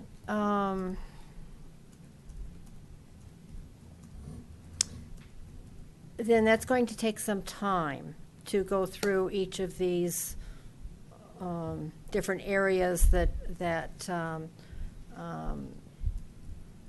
have review of, concentration on, whatever terminology you want to put on it. So do you have a time period that you're going to complete all of this, or not? I don't think we've decided any of that yet. From a time perspective, I don't know that we've decided next steps yet. I think that's the point of tonight's discussion, is to figure out kind of where we want to go from here. Because on the comprehensive plan, it showed, as far as the time period, that 6 to 9 months that she's estimated that to do something. We have an issue in Original Town Superior that needs to be taken care of now, before we have any more building going on in this town. So I would like to suggest to you, recommend to you, here again, whatever terminology you want to use. Sorry, I have to have my glasses to read my notes. That a freeze or moratorium, here again, whichever word you want to use, is put on Original Superior for no more building of residences. Remodeling is fine, but building. Because the scenario that is on 4th Avenue, on South 4th Avenue, that is going to affect every property owner in the town of Superior. And that is not right. And so I would like to highly recommend that you urgently, immediately put on a moratorium for no building in Original Superior. This survey was awesome in the fact that other residents besides in Original Town don't want any more building. I was just shocked that there's no more building. I mean, they understand Superior, or that the town center is under construction and that, but as far as any other residences, They aren't wanting any. They're wanting smaller sizes, that sort of thing. And so I'm here to, as a resident, as a property owner in Original Superior, begging you to put on a moratorium for no more building so that it will protect us, residents that live here, from what is planned and not be affected by their decision. So I'm begging you tonight, make that decision. Are you suggesting until we get the plan done? Is that what you're not meaning permanently? Like, I mean, oh no, not permanently. You're suggesting no moratorium. that I'm the suggesting moratorium that a until the moratorium plan is put done? on until the comprehensive Yeah. plan can be done, or whatever is dealing with that scenario on South 4th Avenue. Whether And it's 3 months, 6 months, whatever. me. Is this residential or all construction you're talking about? Residential. Well, it's original town, so I think that's all Yeah, I don't single think. family, multifamily, residential. Right, right. I think that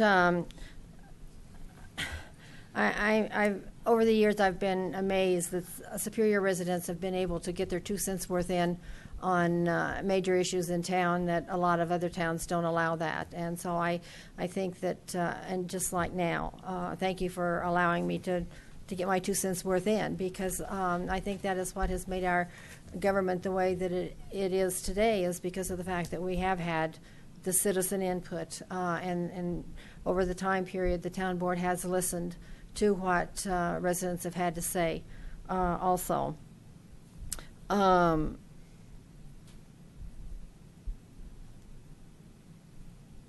I really, really urge you. I know you've read the report, but I really urge you.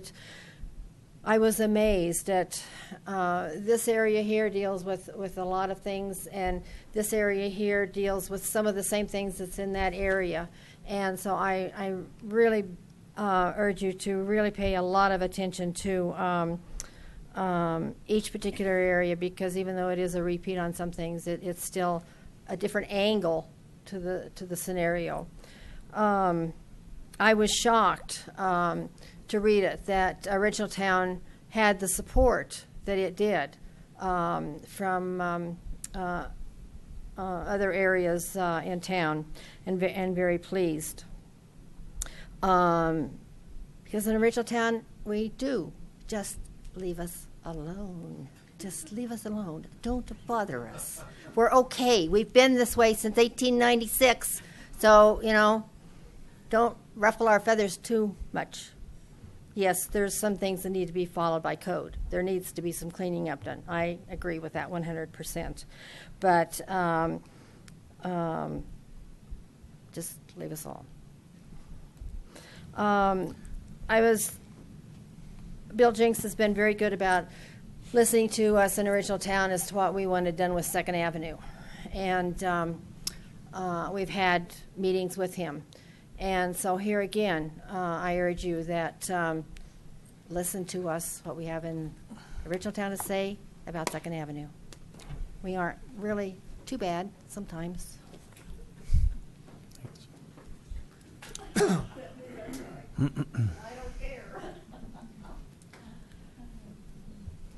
Anyone else have some thoughts or comments?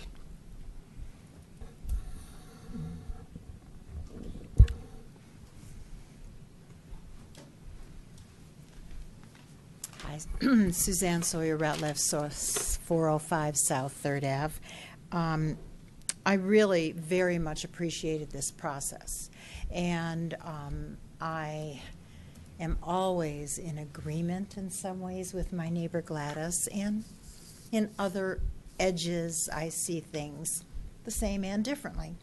I thought the process was great, in agreement with Gladys, that so many people came out, and people from different neighborhoods. And so on this piece of leave us alone, I like to think that I love hearing that the history of our town is so valued. And I love thinking that there is a nostalgia on the part of everyone for what was in the way of small towns that we all remember and communities where people do the wonderful things that we saw originally happening in Original Town. I remember at one meeting saying something about think of us as your parents long ago or something, you know. And it's wonderful to hear that. We're not funky weird. We are the roots, and we are the beginning, and we are the source of this wonderful, vibrant community. And I also enjoy saying I began to connect in 1979 here in Superior, and I'm, for many people, still considered new to the community. And I think that's so much fun, and it speaks to the history and people who were born and raised here, and people who have lived all their lives and are in their 80s and 90s now. I just wanted to share that in addition to being very thankful for this, that I want to thank this board for realizing I'm meeting people in the Maple Street area, and I like some of those people. But that was a scary abomination that occurred in a very short period of time. And I think when Gladys speaks about a moratorium, a possible moratorium, whatever you would see as fitting, the Maple Streets, for example, go up very, very quickly based on what has been negotiated before we may even hear about it. So I think that's what we're saying now. For the properties that are left and can be suddenly built, I value you're all looking at those things before they're already up and towering over. The final thing I want to say is, in all the years that I have been involved with boards and neighbor committees and all of that sort of thing, never until we had these meetings did I hear in all the comprehensive plan stuff and all the zoning stuff and all this stuff, it was my first time to hear the phrase design standards. And I asked a couple of people, what happened that allowed the Maple Street properties to occur? What's happening over there on 4th that's allowing that beautiful old home to be just demolished and this huge deal to be coming in? And how could that have been avoided? And that was the question that I have heard. Design standards added to what we already have. That's what was missing. And I'm just asking you to consider taking a look at that, checking with our town staff. What does this mean? And I don't want to go back and say, why did our town staff miss that? Why wasn't it not pushed more strongly? But I think we have to be looking, if we're really, really looking at preservation of the original town that seems to mean so much to the whole community, what are the things that were missed that have been allowing these just bizarre, overpowering things to go in? And that's what I think needs to be avoided. Sorry it's your job, but I'll back you up. Thanks.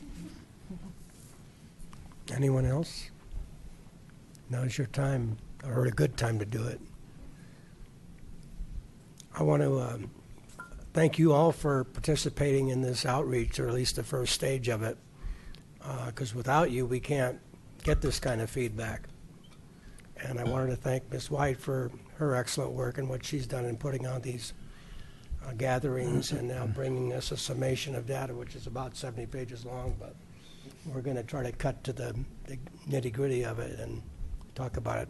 Thank you again.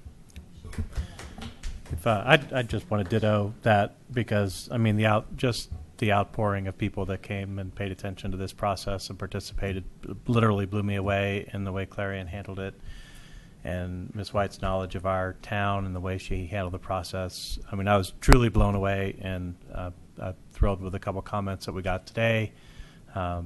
It's just exactly what I think. Just as a resident of this area, I think that we just need to put attention to it. I don't think we all realize what could happen if we don't design standards, for example.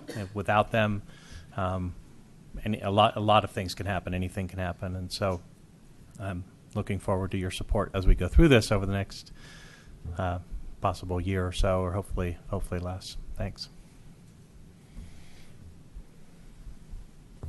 Okay. Any other thoughts? Oh, I have lots of stuff, but yeah, I wanted to ditto your thoughts. okay. I have lots of questions and comments. But, Okay, well, now's the time so, for that, too. I'm sure I you'd guess. like this. Yep. What's it in? Yeah. I'll start.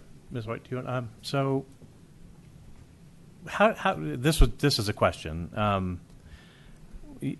You sort of interpreted no change to mean something different than I thought. Can you sort of, when you saw the word no change, what did that?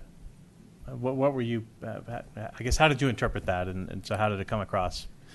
Because I thought of it a little differently than the way you went with it, but. I think there were different versions of that, but I think we wanted to clearly reflect that there were people who flat out said no change. I think there were sort of two angles to that I saw. One was basically we don't want to be involved in a process. We just want you to leave us alone. Yeah. But I think the other option is no change, or the other interpretation of some of the comments was no change, meaning we'd like to keep the area as close to what we have as we can. Okay. And so no change in sort of the character of our area. Okay. Is that different than? Yeah, and that's because there is throughout the neighborhood this idea of can we just leave it be? Can we leave it alone? And I think the answer is no. If we don't do anything, it's not going to be left alone. And I want to make sure that everyone understands that leaving things alone is a decision. That means things will proceed based on what our code is today, and we're seeing what can happen as developers want to come in and people want to sell, and so I just want to make sure people are clear on that. So, okay. I had another question. So you mentioned 9% original town. That slide can you go back to that slide about? Yeah, was that it? At 9% on. Down one, I think. No, let's see. Keep going. One more. One Oh. more, I think, yeah. No. I don't think there It was was a chart. It one. was a chart. We'll get there. I think, or showed. God, it talked about 9% of the respondents prioritized original town as there it was. Yep, yeah. there we go. We had 400 people. Well, maybe. Well, I don't know what percentage filled out online versus attended, and whether there was a cross, and whether you know that. You probably don't. There's probably no way to identify that. But people were identifying where they were from. So of the respondents that did respond, what percentage were from original town? So I think it was. Do you know that? Yeah, we do have that in the. I've got it. So about 11% or 60 respondents were from original town versus 68%, 373 from Rock Creek. There were a smattering of other people in there, but So it's relatively proportionate okay, so to the size if it's of those 11% areas. original town and 9% think it's a high priority, isn't that a? I mean, and we haven't really talked about how you weight this, but one would assume that 9% there are probably people who live in original town who probably think it's important to address that town. So when it got put as a low priority as compared to 52% wanting, or the 24% focusing on the marketplace, it seems to me we have a high percentage of the people who live in original town that are interested in making that a priority. And I don't know if you can identify that or not through the.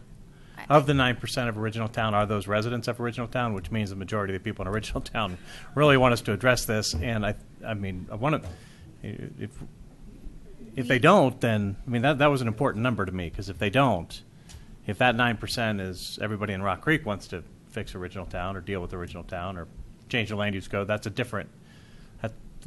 That's different than if the people who live there want to Sure, address no, it. I understand, and I think that's where we're saying that, I don't think you have all the answers at this point. I think what jumped out at me most about this particular question is that, and we heard this in, verbally through the meetings, is, it's important to look at these individual areas, but we need to stop looking at things on kind of a piecemeal basis and look at them as a whole. As a whole, And so yep. I think that's really what struck me more from this response versus, wow, that's only 9%. Because I think if you look at the original town section, clearly it's an important area. And so this isn't meant to imply that any of these are less important. It was really just, you know, if you could pick, if you had to do one thing immediately, what would it be? And so that's really how I would interpret that. Okay. So. I probably have more. Go ahead. Excuse me, Commissioner Momartz. I think we just heard that from our two residents. One of the questions I wrote down while Mrs. White was doing her presentation was, where in Northwest Superior do you see the most urgent need? And that was to my fellow commissioners and also to members of the public that are here tonight. And Gladys mentioned having a moratorium on building, particularly on the South 4th Street project and the 2nd Avenue project. And the second lady, I'm sorry I missed your name, but you were in Suzanne. support of what Phyllis was talking about. I think those are the, what's the most urgent issue facing Original Town right now? I would agree. It's building. I mean, that's You one know, of the is it- reasons I started this whole thing, is that things Yeah. are starting to happen, and they're going to continue if the market stays strong. That's and Maple Street Homes were an example of what can be done on any given lot in Right. town. And then we have a whole area of multifamily that could end up being piecemealed, depending on how it's sold. And do we have a mechanism to deal with that? Is how? there a mechanism to pull a moratorium, Stephen? We asked for that. That How came would we up do that? months ago.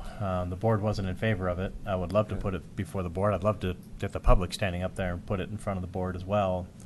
I think it's a I think this two-part- study needed to get done. there's- Yeah, I mean, I there's think two it's a sides to it, two-part I question, understand, right? but- Like, I don't think we could, I mean, I think a moratorium certainly is an option, and I think that could be a good tool, but that would only be if we have a commitment in place to finish the study, right? Otherwise, we have a moratorium that effectively at the end of the day is unfair and we've not accomplished Right. anything. So I think, a moratorium should be considered if we have budget for a real plan to do this, and time it, but I believe we have.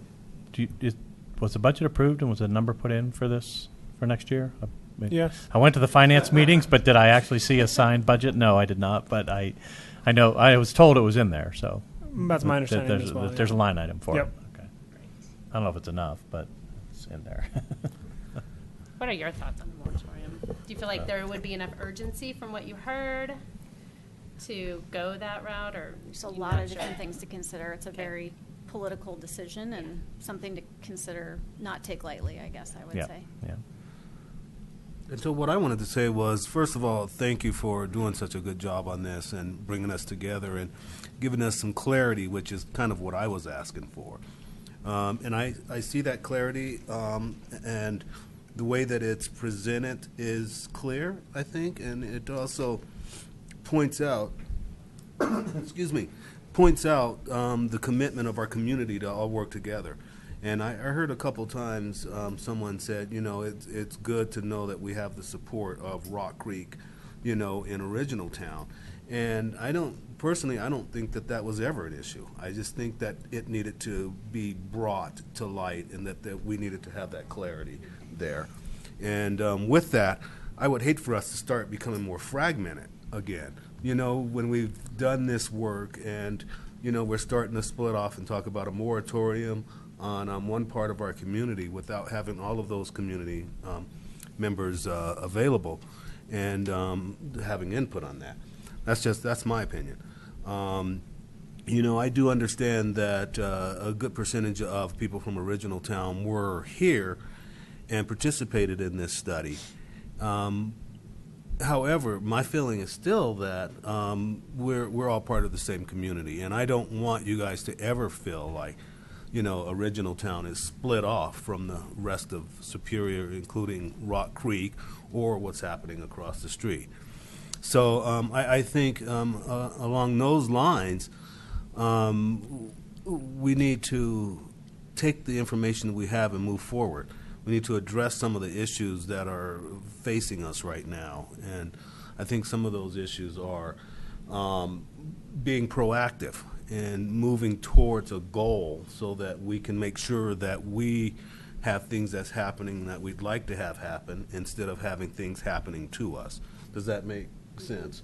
So instead of, trying to gather a circle of friends to hold off an army, I think that we need to look at being proactive as a community and making sure that that we have a good plan in place that meets everyone's needs. Yeah, I agree. I really want to echo. I missed the meetings, unfortunately, I was out of town, but I've heard nothing but great things and really appreciate all of the hard work and effort, both from staff and from the consultant that was selected. And I think this, I'm not surprised at the responses, right? I mean, I think we all could have guessed that maybe we would hear different things from different folks in the community and that more work is needed. I don't know that, I like that this, I think, reinforced, I think it bolsters our position that more work is needed. And I think we all knew that this was just dipping our toe in, right? Is this even worth considering? And I think overwhelmingly, based on this slide here in particular, right? 51 yes, 26%, we need to look at it more. So from my perspective, I think this is just a great first step in where we go from here. I had prepared to come in to say we should do kind of a full-blown, small area plan. Let's go all in. But I really like your caution, I think, with that, as far as maybe that middle level, just targeted updates to the comprehensive plan might get us where we need to go. I don't know. I'd be curious to hear, from the rest of commission where you all feel like maybe from a next step perspective. But I just really would want to say I don't want to lose this momentum. I mean, I think we've engaged the neighborhood. We've got the word out. People are ready to participate. They feel like, now's a good time. And I would hate to lose this momentum and have this stall at all. So I think we have more to do. And I agree with you. I'm looking at that middle ground as well. I think we have some tools and we have a plan in place. We can begin to now really get some clarity around that plan, bring into focus what we'd like to have happen. And then just to reiterate, to be proactive in this process and to keep moving forward. I have a slightly different opinion. I don't have a whole lot of confidence in our comprehensive plan, only because my experience in our area, which is from a development standpoint, it's pretty open, and everything that's happened in the last 15 years, we've stood up at that podium and said, why are you doing this? This doesn't even come close to the comprehensive plan. Over and over and over again. And I didn't start this process with the hopes of updating our comprehensive plan to stand up there at the podium and sit here on the Planning Commission and vote against a development that didn't even come close to the comprehensive plan against all the other commissioners on this board.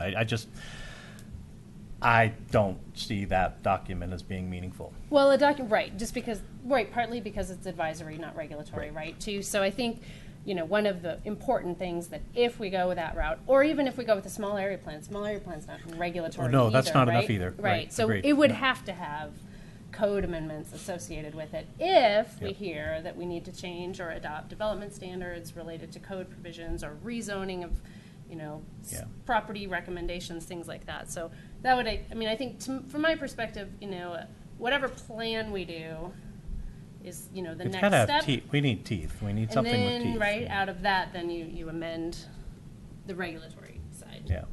And I'd love to see that be part of our recommendation and our plans going forward. The comprehensive plan doesn't really address the marketplace. It's already under an FDP, but they have interest in doing things, and they want to participate. It's outdated for 76th Street properties, I think, from what we've talked about before. It doesn't really address TOD.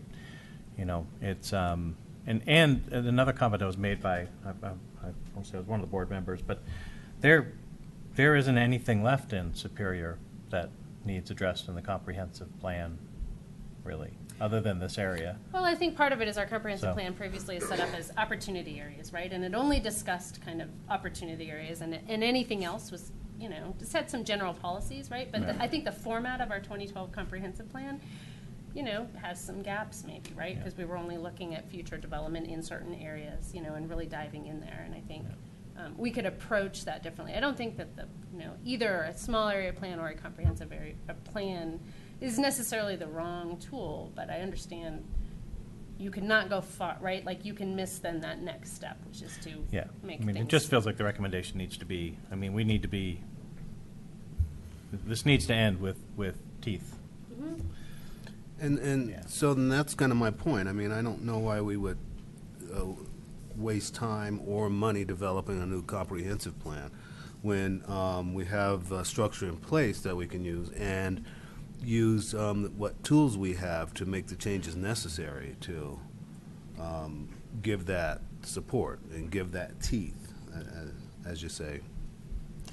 And it's going to need to be a mix. Of course. There are, original towns like the only area where our code even means anything, right? It's everything. Everything else is under PD, right? So, this area has to be addressed with code if we're going to. You've worked with a lot of communities. Maybe you can shed some light on maybe no, some next steps. Commissioner McCoy, I hear your concerns about the comprehensive plan, and frankly, that's one of the reasons why we brought up that option. I think we heard that through the meetings of people saying, well, what we really need is why doesn't our plan speak to what we want? And so to me, it's a little bit problematic to go down a path of, coming up with a very specific vision and kind of direction for this area.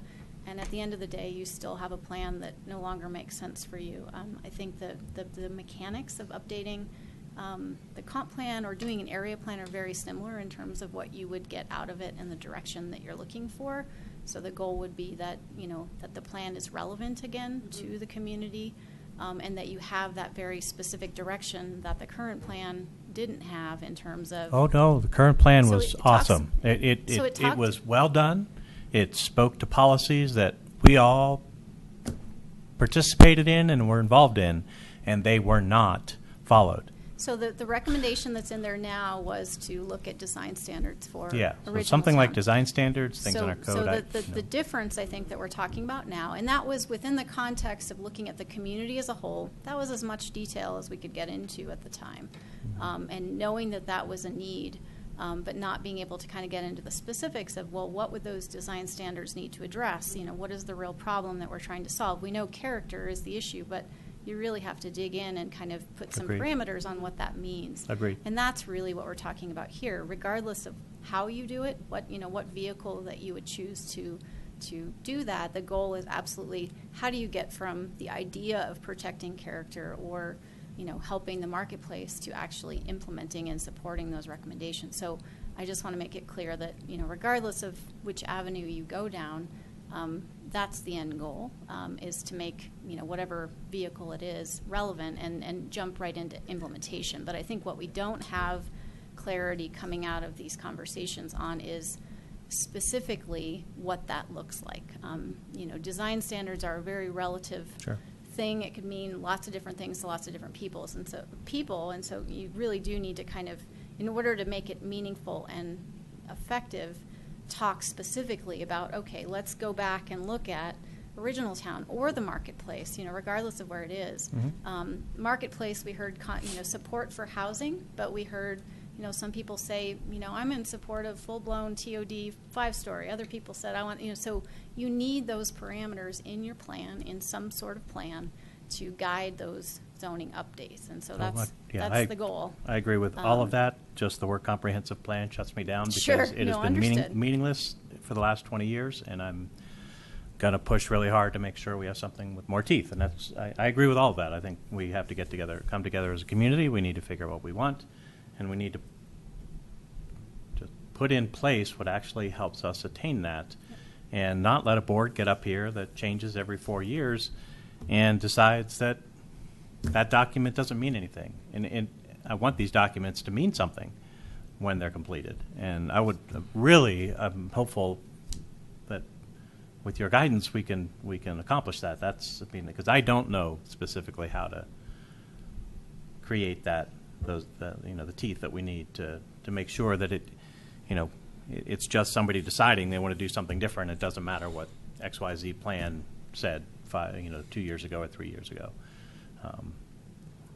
And that we have, some teeth to stand on, and it requires some strong involvement from the board or votes to override or, something beyond just a developer coming forward and everybody ignoring the policies that were developed in our comprehensive plan going forward. So that's how we get there. Yes, I think we have a process we need to go through to figure out what we want, what the marketplace needs. I think the market study that you mentioned is incredibly important. Is our marketplace even relevant anymore? How well is Costco and Target? Maybe they're going to go for another 5 years. Maybe Target will be closed next week. I don't know. Do we want experience? Do we want experiential type services in that area to draw people? We need somebody to help us understand that and figure it out. So, I'm inclined for door number 2, the middle door. I think we can get further to where we want to wind up. I'm sorry. Yeah. One of these days I'll learn how to use this thing. I'm inclined for the middle option because I think we can move toward what we want to get in the long haul than by doing it in 2 steps as opposed to trying to jump all the way to the first step.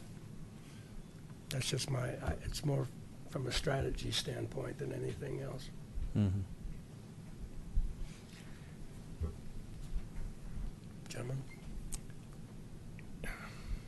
I'm trying to approach this in my mind from a timing perspective because we have original town. It's like an immediate need for the moratorium word is being thrown around, and so there's something that would have to be done more immediate than going through and looking at the comprehensive plan and going through and updating it or whatever. But I think that design guidelines or whatever we need to do to kind of, and I don't want to say a Band-Aid, but figure out what can be done to take care of original town right away, even though we want to look at this holistically for the the entire area concerning TOD, Superior Marketplace, everything. But that's going to take some time, right? And so we've got to kind of, as a commission, come up with a plan that's almost in stages of what we keep talking about, like the low-hanging fruit and things like that. And it's not necessarily low-hanging fruit. It's like fruit that's ready to start. It's ripe, and it's going to start turning poorly, right? And so we've got to figure out a way to deal with that right away, and then kind of look at everything else kind of in tandem, but put more of a priority on what's going on or what potentially could go on in original town first. That's an interesting idea, right? Because you could potentially amend just the zoning code related to, development standards for single-family houses, right, in original town. We could break that off and tackle that first. Where it gets a little tricky maybe is if we start looking at maybe relationship for multifamily in original town, right? Like we might miss something if we do that first, but I think you could, from a timing perspective, just amend the RM and the RL development standards, not rezone properties, right? No, not we that can't. we Yeah, maybe we can't even do would that, do that but- anyway, but Yeah. No, I agree. I would agree that's a high priority. So. I think the key question when you start talking about those, and I hear you in terms of the priority, that's certainly the most urgent, area that's going to see change in the near future. I think the question is, what in the zoning specifically would you be changing? And so I do think more conversation is needed with the community to really understand what types of changes do you want to make. I don't think we have enough information or clarity to kind of dive into that, and not kind of a clear direction on what types of changes that would be. And that's I think so. Regardless of whether you kind of pulled that off and front-loaded that piece, you could certainly do that. You would still need to do that kind of supplemental analysis of here's what you could build under your current zoning. Have a conversation with the community of what do we like or not like about this? What do we like or not like about some of the other developments that we've seen recently and that we have heard people aren't happy with?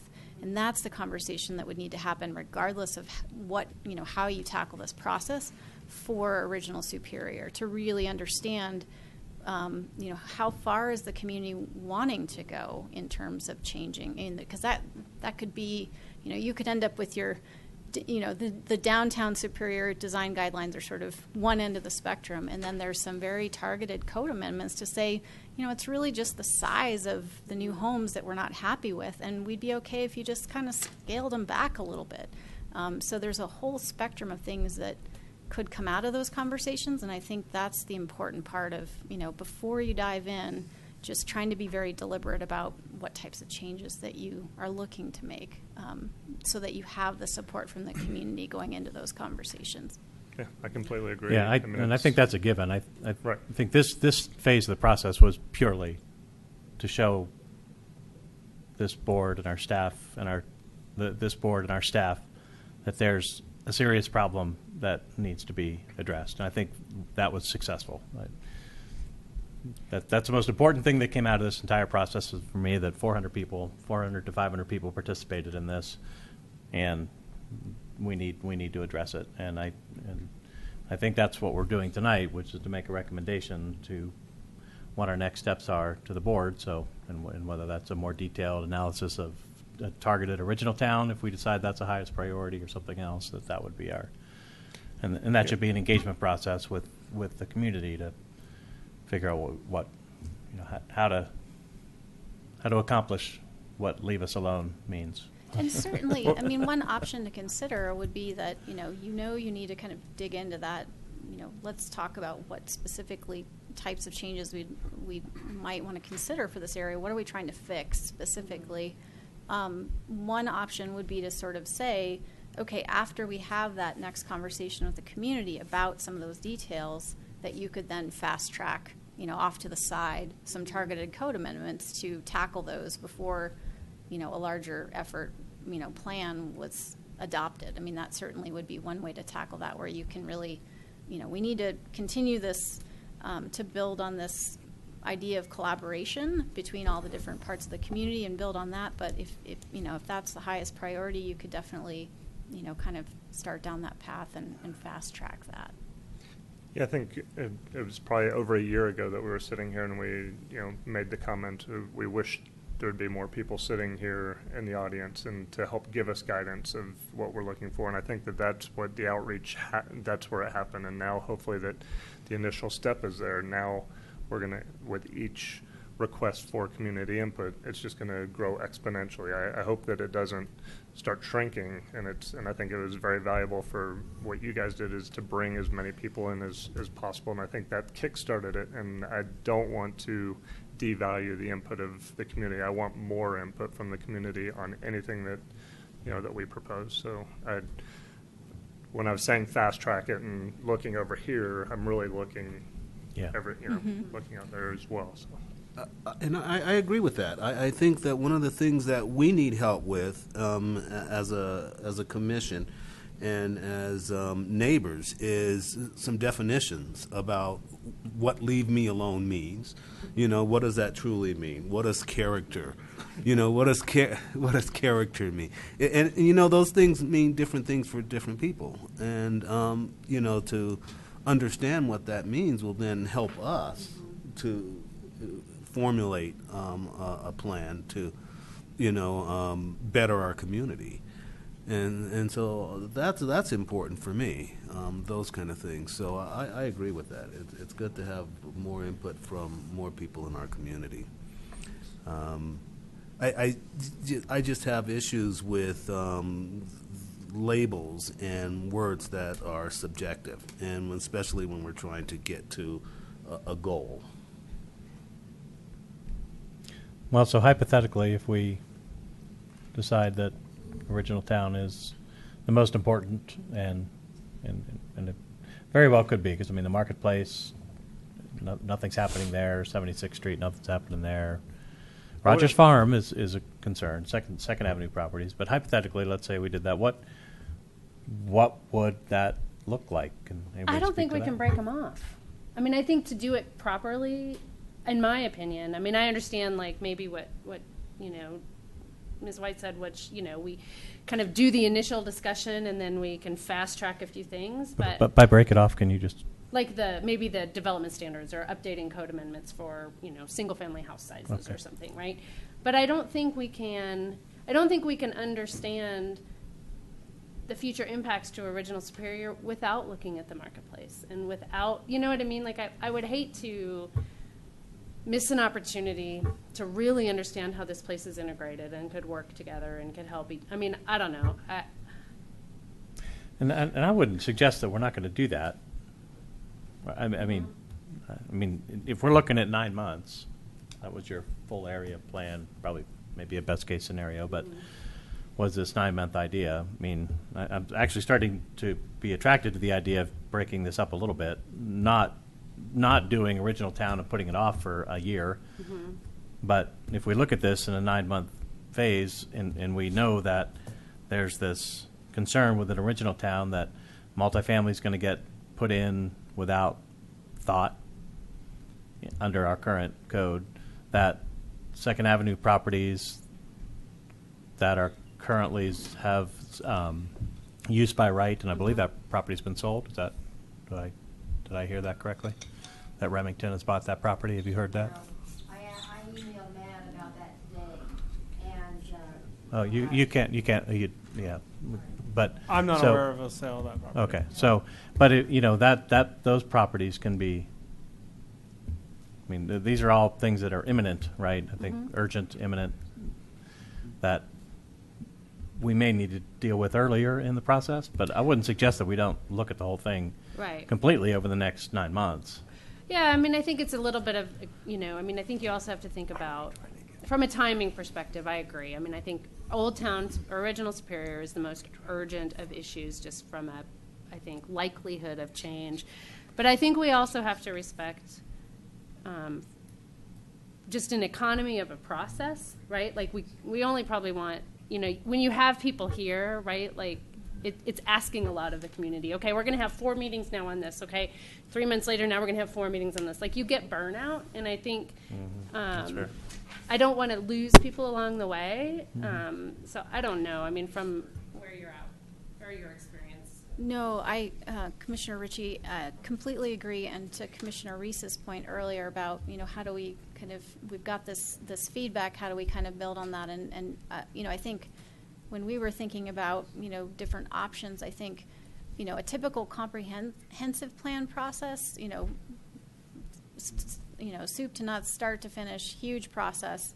We typically recommend about 3 rounds of input for a big process like that, because you can't hold everybody's interest for that long. And so I think it's in everyone's best interest to be as efficient as possible and make every input opportunity very, very meaningful, and that you have a very specific outcome that you need from that, you know, step in the process, so people know what to expect, how long they need to be engaged, and you know that you have an end point.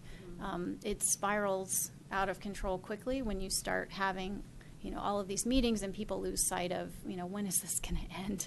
Right. So I think I would definitely caution you, you know, that whichever route you want to go, you know, that just try to be very deliberate about, you know, okay, we're committed, you know, it's less about, frankly, the number of months involved and the number of times that people need to kind of weigh in. And so I think there is a little bit of an art to that in terms of, you know, how long you can keep people's attention. And I also, no disrespect here, but this is a contained area, right? This isn't some big giant city, right? I think with the help of a, you know, qualified consultant, you know, if I don't know what type of process we have to go through to select our next one, or if we can work with Clarion, but I mean, you know, a qualified consultant, I think, can gather this stuff in a relatively efficient manner. I mean, I think it would be more of an urgency from, you know, from a board priority, but I think we probably, you know, I mean, if we don't pass the moratorium, or people could pull building permits, but I don't think that this would need to be, I think we can get this done in a reasonable time. I would argue had we, you know, started this, this very first step, when we first started talking about this, we probably would already have we've already been talking about this for quite a long time. And I think we can, with a good consultant, we can speed it up quite a bit, I would hope. Are you suggesting a full review then? So I'm hearing different things. I'm hearing targeted, I'm hearing piecemeal, but then it sounds like I think I go back to what Darcy said, which was, we start this process all together, maybe with the targeted comprehensive plan, maybe that middle of the road option. But if initially, earlier in that process, through some of those initial meetings, we get enough information regarding what the character and the development standards might be for Old Town, we're like, okay, we got that, that's a contained issue, and we could amend a code kind of maybe before the whole thing is, tied up with a bow. We could solve that issue if we hear from the community that it really even needs amended. I think that's the point of it, right? Like, we assume that it does, but well, I think we're hearing it that it does from the community as well, right? But exactly what those amendments should be. Can you go back to your recommendations? 'Cause I'm not sure. Maybe I don't understand them. To this one? Or the... So can you elaborate on an area plan? And since we're talking about A and B seem to be the ones that are getting thrown around, I don't know if opportunity comes into play or not, but could you elaborate on each of them for So a an minute? area plan is typically a much more detailed plan that is meant to supplement your comprehensive plan. And so that would be similar to the, kind of detailed design work and, kind of more site-specific work that you guys did for downtown Superior, as an example. And that takes it to a new level because that was going to a PD. But if you imagine, a lot more detail, it's a freestanding document. It's probably going to cover, just in terms of context and a number of those things, some similar background as your comprehensive plan, just so that it stands alone. And I think that's where some of the efficiency lies in sort of looking at option B, which means that you can really focus on the meat of the conversation, which is what specific direction do we want to provide for the area as a whole. That could be a new chapter in your comprehensive plan if you really wanted to, just have it be a standalone chapter. Right now you've got a section on Original Town, you've got a section on Downtown, so you could have the same concept drawings, more detailed policy guidance, all the same things that you would have with an area plan. You just don't need all of that other stuff to kind of make it hang together as a standalone plan. It would also include specific recommendations for implementation, which is what you're wanting to make sure is part of that. So in any case, you're going to need to have those recommendations, and whether that is code updates, whether it's direction on other things for the marketplace or whatever comes out of that. But there's going to be some specific implementation strategies that would come out of that. Your comp plan now, the implementation section is fairly concise. There's a few specific recommendations in there, but some comprehensive plan implementation chapters, have hundreds of recommendations. So it's fair to say that coming out of A or B, you're going to need and want some more specific recommendations for Northwest Superior, and that would happen in either case. But level of detail is the biggest, kind of distinction in sort of what the outcome, kind of a standalone plan versus something that lives within your comprehensive plan. I don't know if I answered your question or not. But. And I would maybe suggest if we included it, area plans can get forgotten too, right? Like you adopt this area plan. If we include it in the comprehensive plan, the next time we update our comprehensive plan, like it's there, we're reminded, do we need to look at this area again, right? Like it could be a way to revisit the conversation maybe on a more regular basis than if it's a standalone area plan. There's pros and cons either way. I'm just something else to maybe consider. So did I understand you correctly that like implementation guidelines within the comprehensive plan would be where we could get more of the like guidance that would eventually, I don't know, that would kind of guide us towards what the more, I don't want to use the word restrictions, but I'm lacking a better term right now, but something that provides more Teeth. of guidelines. Yeah, more Yeah, teeth and everything. You're going to need those teeth coming out of any of these options, and you would get that coming out of any of these options. It's sort of, here's a concept for what we want to see, just for example, at Superior Marketplace. You know, what do we need to do to change in the PD to allow that to happen? Or, you know, here's what we want to see in Original Town. What do we need to do to make sure that if someone comes in the door next month, we have the tools in place to make sure that they know what to follow and we have the teeth to enforce that. So that's going to happen regardless. Let me chime in here, just to maybe provide some clarity or provide a different way to look at it. I think you kind of have you kind of layers of process to think about. So if we went with option A, you have an area plan that would eventually need a comprehensive plan update. So you'd have 2 layers to have to deal with. And I haven't thought this through, so this may work out, it may fall flat. But We're all thinking out loud. so comprehensive plan, like the option B or whatever, you'd get to a comprehensive plan. And the way I'm kind of hearing from what you guys are saying, that may actually give us some opportunity to dig further and get to the next layer, which I think is the teeth that Commissioner McCool was mentioning, which would actually be some code changes or the adoption of the design guidelines, or going to, if in the case of the marketplace, going to that PD and actually making some changes to the PD. Of course, that involves, you know, having that property owner on board. But, you know, if we went with option A, we would be left with direction to, you know, go update the comprehensive plan in this way, and then maybe follow through on code updates. But my understanding is option A kind of gets you a plan and a path, but not to the level of detail that I'm hearing you guys want to get to.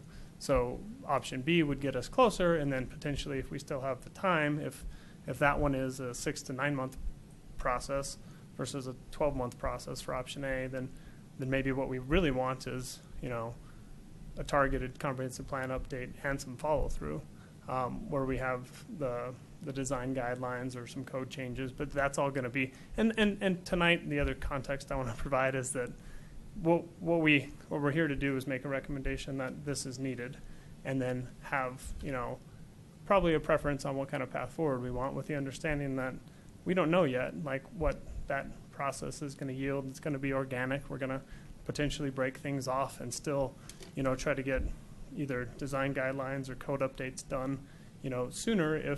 I don't think we're hamstrung into, oh, well, we decided we're doing a comprehensive plan update.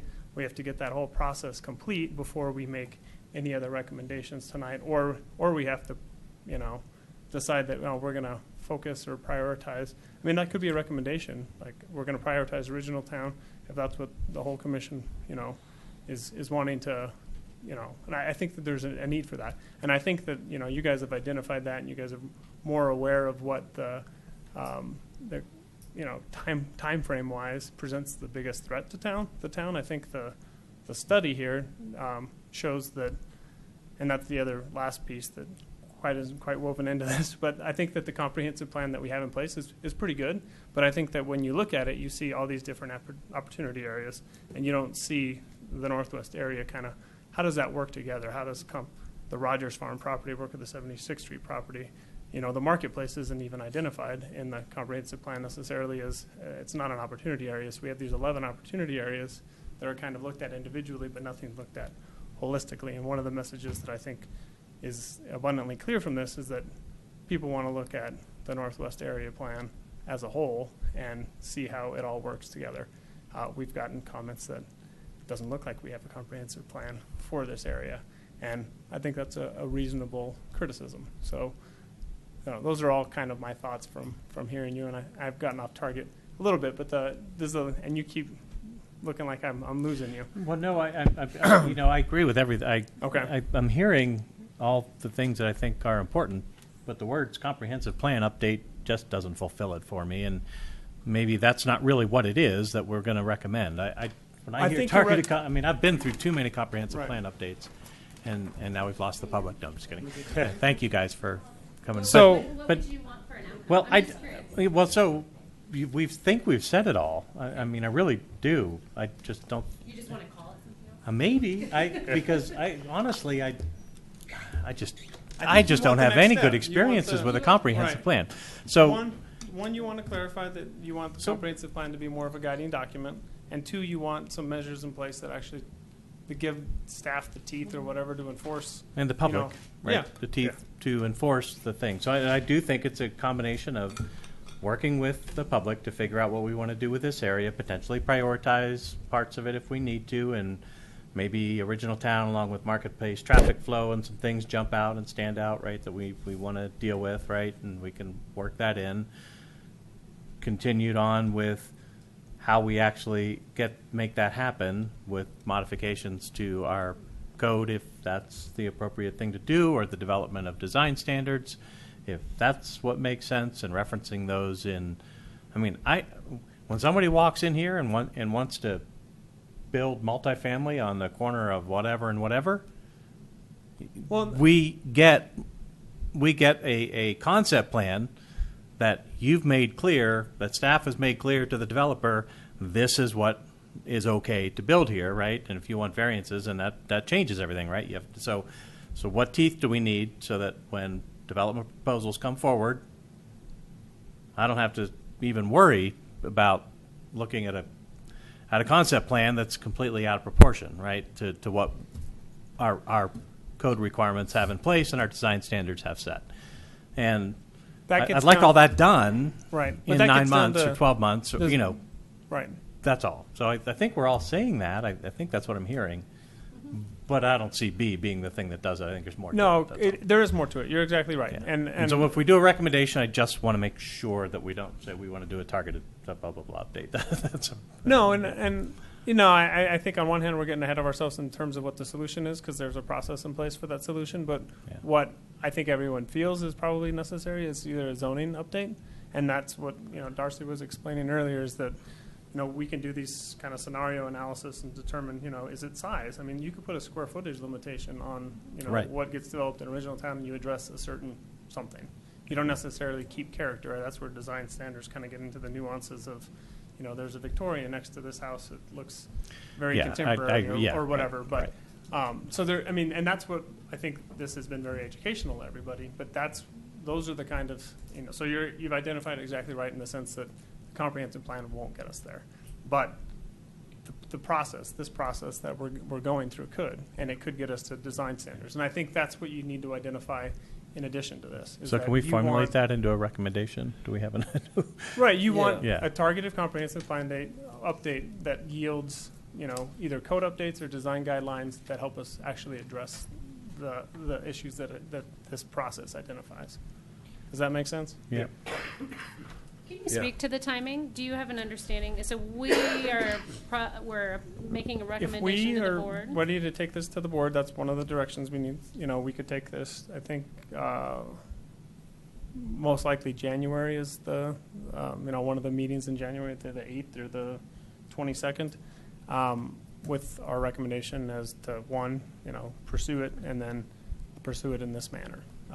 So that's all we really need. And then if you have any changes I think, it's a lot of information. I felt that this presentation and the even longer, written presentation or written summary was extremely easy to understand for as much information as it was and organized. But if there's any tweaks to that, we can try to make some tweaks to that. Or if there's just, I think that one of the things from tonight's meeting is that, timing-wise, the original town may need more emphasis than what, or more attention than what, we would yield if we just took this holistic. Or parts of it might. Right. In what manner will this come to the board? So Yeah. just the just the packet This would be the information, presentation, or- and then we would, I think, somebody of us from would Planning Commission should be there as well to kind of clarify what recommendation you guys are making. That's not necessarily for Darcy to do, but if she's done that in the past, then I'll let you respond to that. I didn't quite catch that. So would What you am I be doing? kind of clarifying what the Planning Commission's recommendation is or position is, or would you Do want we get them you to there come at to the the board meeting and- as well? and- She'll or be n- at the yeah. board No, meeting, yeah. we are definitely intending to be at the board meeting. I think it's up to you guys, whether you guys want to make that presentation or have us do it, or, that's up to you. I have one clarification question just to make sure in terms of the packet. what I'm hearing is the need to, on page 16, where we talk about, here's some of the, kind of the steps that we would see needing to take. Based on this conversation, my thought is we probably need to break out that implementation strategy and, kind of lay out what some of those potential, options could be coming out of that. To Commissioner McCool's comment about, if design standards are needed, just sort of, plant that seed that might be something that, needs to be moved along more quickly.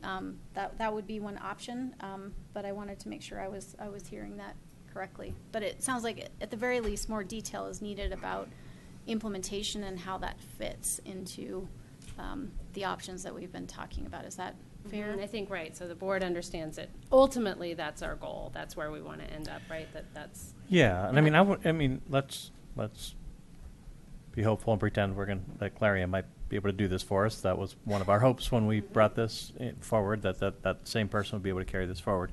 That the budget for next year, whatever we request of Clarion, includes the targeted comprehensive plan update followed by the implementation components of that come out of that. draft plan with implementation strategy, right?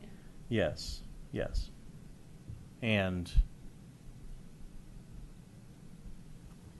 implementation. Well, yes. I think you want to implement, But actually, implement implementation, not just the strategy, but that we follow through with implementation. So draft, final plan, implementation strategy, and implementation, right? Or both. Yeah. Draft, final plan, and implementation. Okay. I think that's what I'm trying to get to. That this will be done when this is completed. That it's not going to Right. be some ideas that get and it yeah. could be as simple as that. Clarion gets through this process, makes these recommendations, and then we just carry forward. These are the changes, or these are the design guidelines we need to update, or so.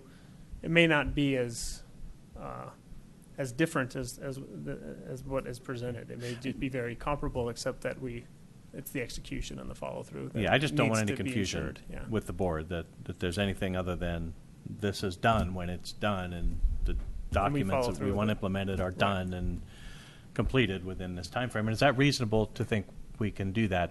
Does that change your? The in 9 months. Yeah.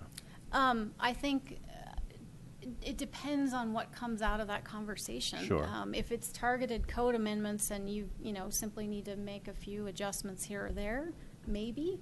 But if you need something more involved, it may require more meetings, and it just really depends. So Well, I think one thing I think 9 months is the best case scenario, definitely. Okay. In design, I think we're throwing around this term design standards, and I'm not sure I completely understand what they mean, and if it means you don't build this next to that, I think that's beyond what we're probably thinking. But if we can get neighbors to talk about the things that are important, that I think are going to be more things like scale and lot coverage, but I don't think we're going to want to stop, Suzanne from, if she wants to go build a certain style of home on her property, that we're going to dictate, the style of the home. I don't think we're looking, and seeing some head nods, I don't think anybody's going to be in favor of that, but trying to help us manage the scale of what you can do in town. And we talked about, accessory dwelling units was thrown out there. Those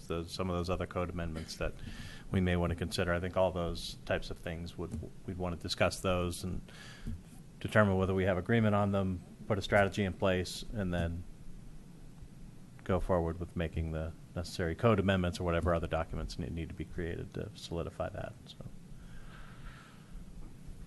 yeah. Okay. Yeah. I was going to say, does any of this include the fast tracking that we were discussing?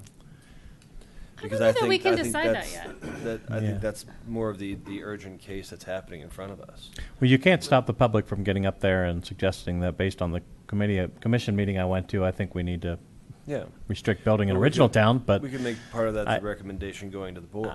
If that's what we need to do this evening. Yeah, I mean, we can certainly pass public comment along, and I don't know. I'm scared about what's going to happen in town, and maybe I'm being maybe we're being reactionary because of the things that we know are going on in town, and that's why the words moratorium are getting thrown out. And I know that's a big, scary word.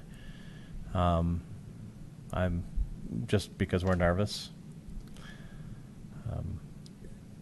I don't feel like it should be part of this presentation. I think that, we've all worked very hard, and Clarion's done a great job to bring this all into focus, that this needs to be the package that's delivered, and that other outcomes from this evening's meeting can be presented in a different way at a different time.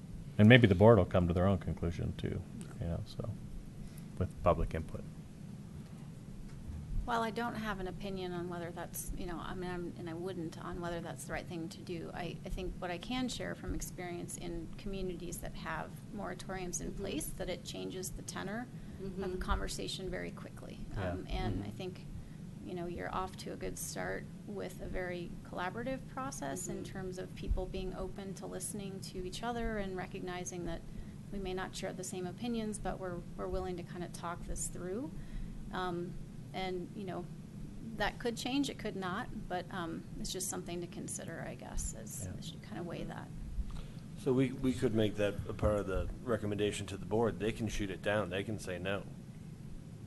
I don't know that we. It's I don't know their if we have- decision anyway. Yeah. It's just our recommendation. On the playing devil's advocate here, if we don't do a moratorium, it keeps the urgency on this issue. Yeah, I don't know.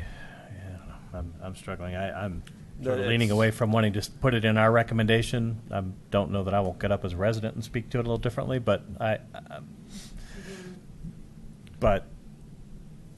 a general recommendation, I like this idea of it being really focused on what we think is important.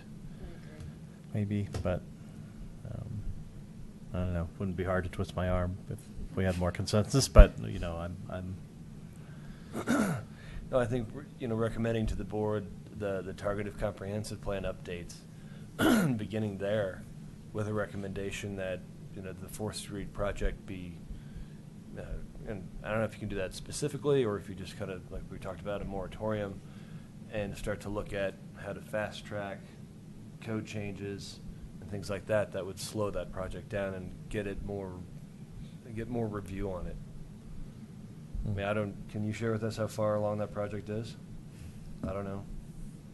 Which one? The For 4th 4th Street? 4th Street? I'm not sure that there's. You can only tell us anything what that hasn't. They haven't They've pulled submitted permits, a building right? permit. They've submitted a building permit. They is have my submitted a understanding, building permit, I don't know where it's at in the review, so. I don't think you can interrupt those Once they've submitted. once the they've permit, submitted. I wouldn't Yeah, think so, no. put a moratorium on Yeah. it. yeah. It's already And I don't know. works. There's much we can do there, but there's a lot of other multifamily opportunity that. Yeah. I think.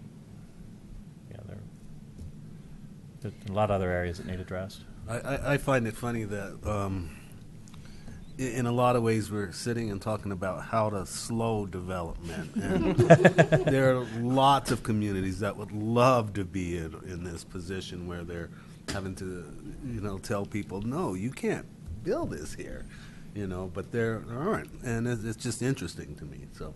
Lafayette some just le- did it. Lafayette just did it. Yeah, In their I mean, old town. they did. But I also think these are really small areas, and I Very think some small. legal guidance regarding how much we can change Yeah. zoning on a property, because these are almost property-specific zone districts. Now, I want right? to be clear. I'm You not know? suggesting we can make zoning changes. I don't know that we can. Not without property owner.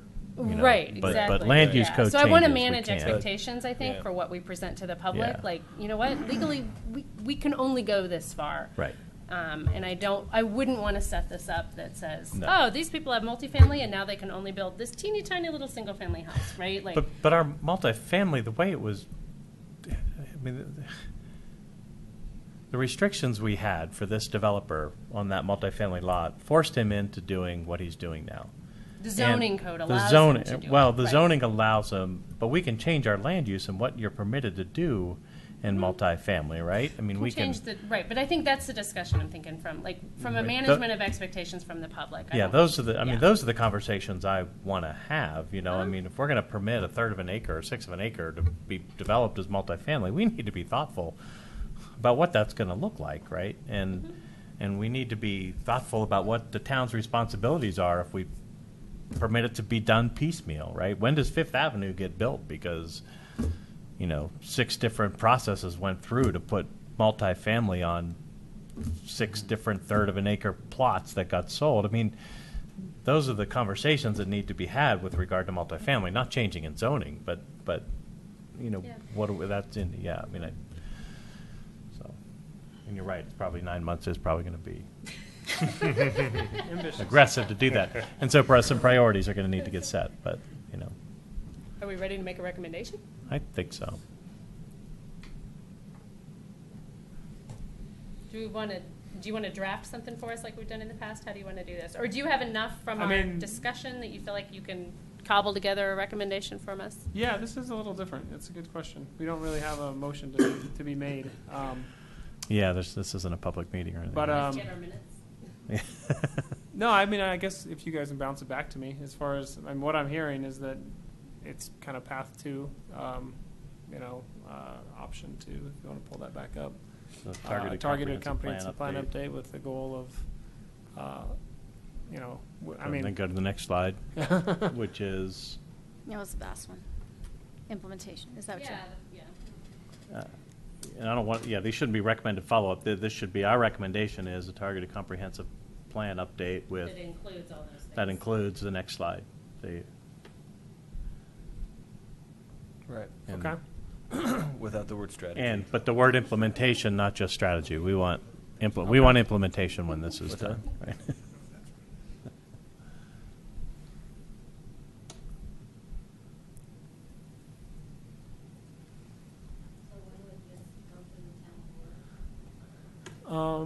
We'd have to confirm the date, but are you available both the 8th and the 22nd of January, or just the? Had we talked about I'm forgetting which day we had it. Was that the one we already? I thought talked you had about? both penciled out, but I don't know pretty that sure I. I do, so, Okay. yeah. All right. Well, then, is there? I mean, the sooner the better, right? We try to get Yes. it on the agenda for the 8th. Okay.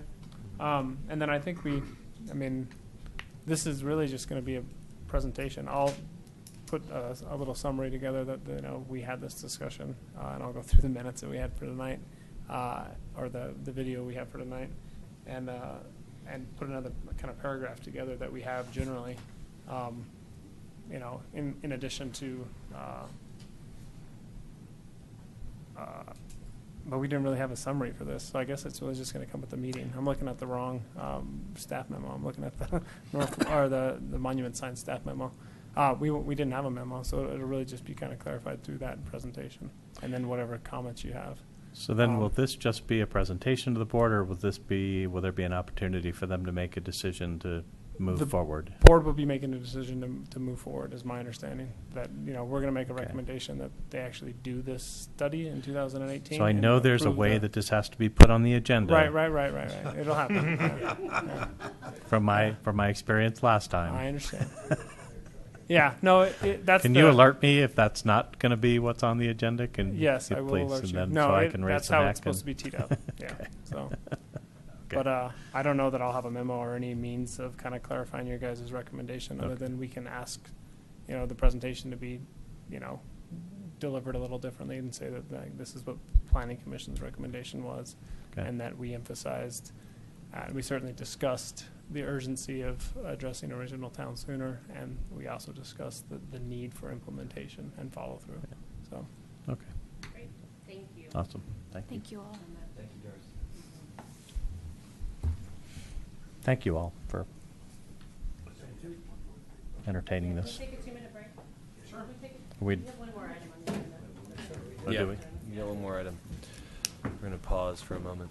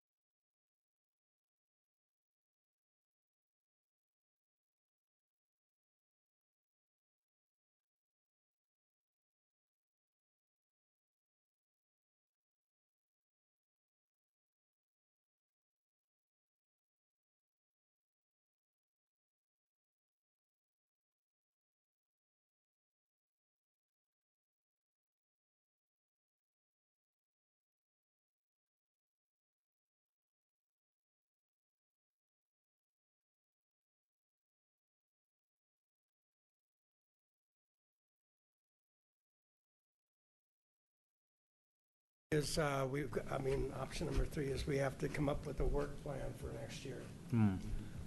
This past year, it was 3 parts. Northwest Superior, we started that and gotten it underway. McCaslin, we made our presentation. It was less than successful. I think we have to try another whack at that myself, especially based on what occurred after we gave the reasons for our recommendation, namely safety and those kinds of things. And we had that accident that occurred within 30 days of when we made our proposal. And then the third thing is 88, and that's going to be a very, it's a very far-flung kind of a thing, because they're talking about, when I asked one of the trustees, who will remain nameless, they want to just build basically an overpass from, I guess it's East Town Center to behind the hospital, which basically puts them on 88th Street again at the intersection with the school. And then that's also, I remember one morning about 7 o'clock, had to go somewhere, got on 88th going north. It was from the bridge all the way to the intersection, stop and go. I went through that intersection, then I made a right on Dillon to 96. It was stacked up all the way to 96. So there has to be some sort of an area plan for handling all of that, whether it's extending Campus Drive to 96th or a combination of factors. But I don't see any movement. There's supposed to be an intergovernmental agreement regarding that, but I haven't heard of any movement in that regard. So I think we need to mention that also. And then whatever else we might want to work. So just to clarify, this isn't an agenda item tonight. It's more of a, I guess, FYI or whatever, that this Yes. is something that we need to adopt early in 2018. And I don't know that, we could, make a recommendation on it next month if we're actually going to meet, but I'm not sure we'll have a meeting next month. We don't have a meeting scheduled for the 5th, and I don't know that anything will come to fruition for I think it's also the week. I guess it's the week right before. The week right before Christmas. And I know that some people commented on not being in town or whatever when we discussed those times previously. But we could schedule a meeting for that second meeting in December if folks are around to discuss this. Otherwise, we can just do it when we have the next PC meeting. And I think we're targeting a development review date for the second PC meeting in January. I don't know. The first one is like the 2nd. Of January, so I don't know whether or not even I don't think we're going to have a development application ready, and I don't know what kind of attendance we'd have that night either. So anyway, we typically approve these either at the very end of the year or the very first of the year, and we try to get it to the town board. I just want it to be on folks' radar that start thinking about it. I assume that and what I was chatting with Darcy with just a second ago was that and I think that what could have been helpful for some clarification is just like, what is this process going to look like, and what kind of touch base moments are we going to have with Planning Commission as we get through? Is it just that Planning Commission is going to be able to attend these, public outreach meetings, or are we going to have some follow-up meetings where additional direction is kind of provided? And I kind of see the latter is probably what's going to happen as far as the Northwest sub-area outreach goes. The first step is really to get it approved, and then we'll figure out a kind of a path forward. So maybe we have a follow-up meeting with Clarion, should this, plan get approved, and kind of have a strategy or an outline as to, how we want to do it. And we don't have to figure it all out tonight in terms of, we're going to target their original town first, or we're going to look at the marketplace, or look at, we'll kind of figure out a strategy based on maybe even some board feedback. But I wouldn't be surprised if the board just says, yeah, clearly we need to do this. This is your project, and, continue to go forward, and, we trust that you'll get it done correctly or whatever. So we may not need to have as much figured out as we think, we're thinking through. It's good to think through all that stuff, but we may not need to know quite as much. And I think it also is like a iterative process where we're going to hear more from the community and dig in deeper on certain issues, and and find out, the direction will kind of come from the process. So Does anyway. Clarion need to provide a budget number to them? Can we do a sole source with them, or we'd have to go back to bid? That's a good question. I don't know that we have to bid it out. I know that we went through kind of a very thorough process to make sure that they'd be available to do it, should we get approved for it. So I think they're certainly the front runners, even if we do have to send it back out to bid, because everyone's been very happy with what they've done so far. So I would argue on this work plan, like, until we know whether, if we're doing the small area plan, I think that dramatically impacts what this work plan would look like. I don't know that we need to spend a lot of time on it until we know if that gets approved from the board. Because if it doesn't, then I think all these other things jump up. If not, I don't know that we would have a lot of time to put, I think if it does get on there, we couldn't do all this clearly. So I would just suggest we kind of hold off. well, on then this. it kind of makes sense that if we can take this to, if we can take the Northwest Area Plan to the board on the 8th and then follow up with this on the, whatever date it is. 16th, thank you. Should always have a calendar. Then, we would actually have the context in order to make that decision on the 16th. So, but start thinking about it. So, and if I had realized, you never know when you're not going to have a hearing again until you kind of faced with your next hearing. So I would have got it on this agenda, but I also think that maybe it wouldn't have made sense. I think Commissioner Ritchie's point is a valid one. So, the only other update I guess I had was that we're going to have a new attorney representing Planning Commission in 2018. It'll still be from the same law firm, but it'll be Dan Harvey will be replacing Hillary as of our first meeting in 2018. So.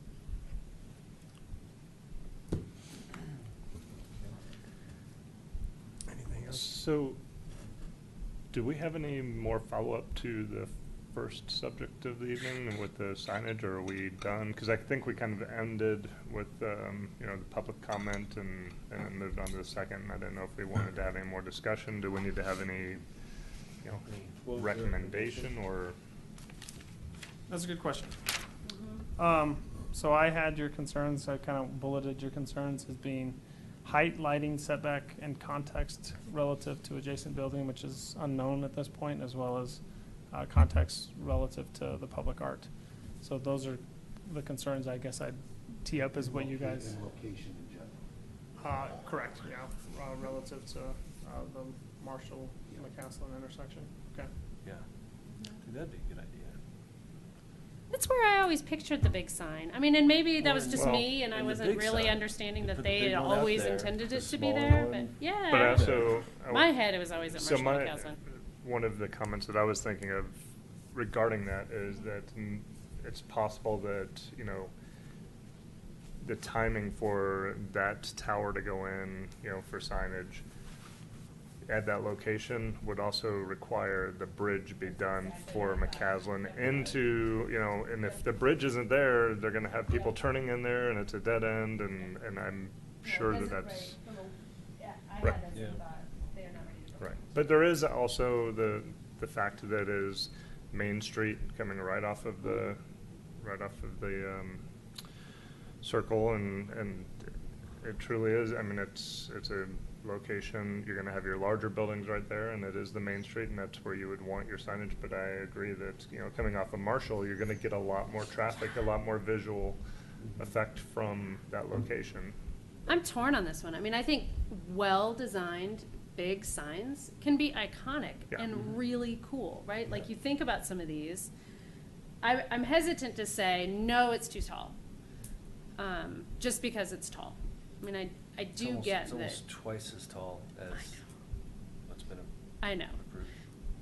So, I mean, I would hate to say no just off the cuff because it's tall, right? Like, I do think well-designed signage can be cool and it can be iconic and it can really help a development, but it's tall. I don't know where I am at this one. Right, and I think the location at the roundabout, it seems like it's tall. It's almost like I'm standing here, right?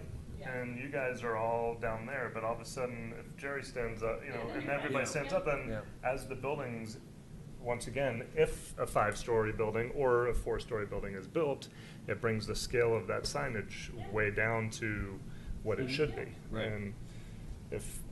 And so it fits into the scheme if one building gets built next to it. You know, I mean, even a 2-story building brings the scale. A 3-story brings it down even more. And with each level of a building, it brings that signage scale down and makes True, more sense. there's nothing built there, so there's nothing to put it in relation to. Yeah. Although Mr. Jenks made a good comment that the height that they're proposing at 48 feet is roughly the height of the streetlights that are out there. I looked at that on the way down the hill this evening, and that was one of the notes I had written. One of the questions I had asked was what are the heights? How tall are the streetlights? Do you know, Stephen, how He answered tall that they are? before I asked. But I think the art, I mean, the thing that 35. got me is the artwork, and if you're coming down that hill or you're coming up, do we want people to see that sign, or do we want them to see our artwork? Because I looked at that and said, we're going to see the sign, and people are going to look at the sign, not the artwork. And it seems like, what are we trying to do with the artwork? Is that supposed to be the vision of it, or is it supposed to be the sign? Because They're sort of visually, they're in conflict. I think they are, because of location. Decide what it wants to look at. so Well, to speak. again, we're looking at a big empty field right now, Well, right? I Like, it's understand. really hard. Oh, use your mic. Yeah, it's really hard to know. Yeah. I'm with you. I haven't even seen the art though, right? Like, No, whose nope. vision of it is? Whose vision is it? Right? But do we want to be known, I mean, it's one thing to be iconic, it's another thing to say it's that big orange sign. you know. Totally. You've got to do it right. If you're going big, you got to do it Yeah. right. Because now we're going to be like the horse at the airport or something Yeah. like that, you know, No, or the it's bear, risky. or the bear at the art center, you know. Well, same with the art, right? Yeah. Like both of them. Like, it's Yeah. risky to do It big. is. It's risky to go big. Well, and I thought that it was interesting when they proposed this, they talked about the height of the Blue Bear. Yeah. They didn't talk about the width, because Yeah. the width of the Blue Bear is twice as wide as what the Yeah. sign's gonna be. So, I mean, I did, seriously, I looked Yeah. at it and I'm like, it's a good representation, but it's also a misrepresentation of the signage. And so but I value their input but when I looked at it, I was like, all right, it's a little. And that's about the height of the sculpture.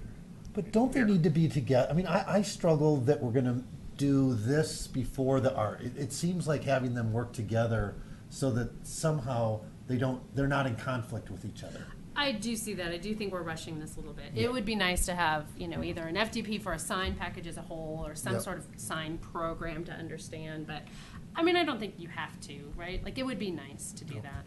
But I think- I worry maybe we're missing an opportunity. I think the Blue Bear is 20 feet. I think it's the same width. The sign width is 20 feet, 19 feet 4 inches. The Blue Bear fits inside 30, it's probably about 20 feet. I think it's pretty comparable in size, a little shorter, I think. The size of the sign is 13 feet and 4 inches wide. The light fixtures stick out an additional. Oh, it's a light, Yeah. okay, so it's Yeah. 13 feet To each. the edge of the light fixtures. Versus about probably a 20-foot I mean, this bear. is the scale. If you take something and do tick marks Yeah. on the bear, Yeah. it's twice the size. Yeah.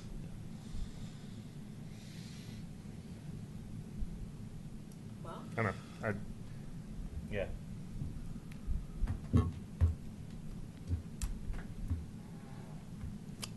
I'll mention the timing as well. Yeah. It's a good And point. I think it's a valid request to have Mr. Jenks, sit down with the arts, sit down just to at least to go through it one time and look at it and just hear what they have to say. And yeah, you think like compatibility of materials even, right? Like, I don't know, are they going to do some, and maybe we don't have to, and that's the point of art. I don't know. I don't mean, think anybody had any idea they were this close. Yeah. I think it's new information for both. It's- do you need anything from us? I mean, as far as, you already have your notes, so I think that summarizes it fairly well. Okay, yeah, I just will relate, and that's the document. I will have a summary for PC's discussion and the concerns that you raised.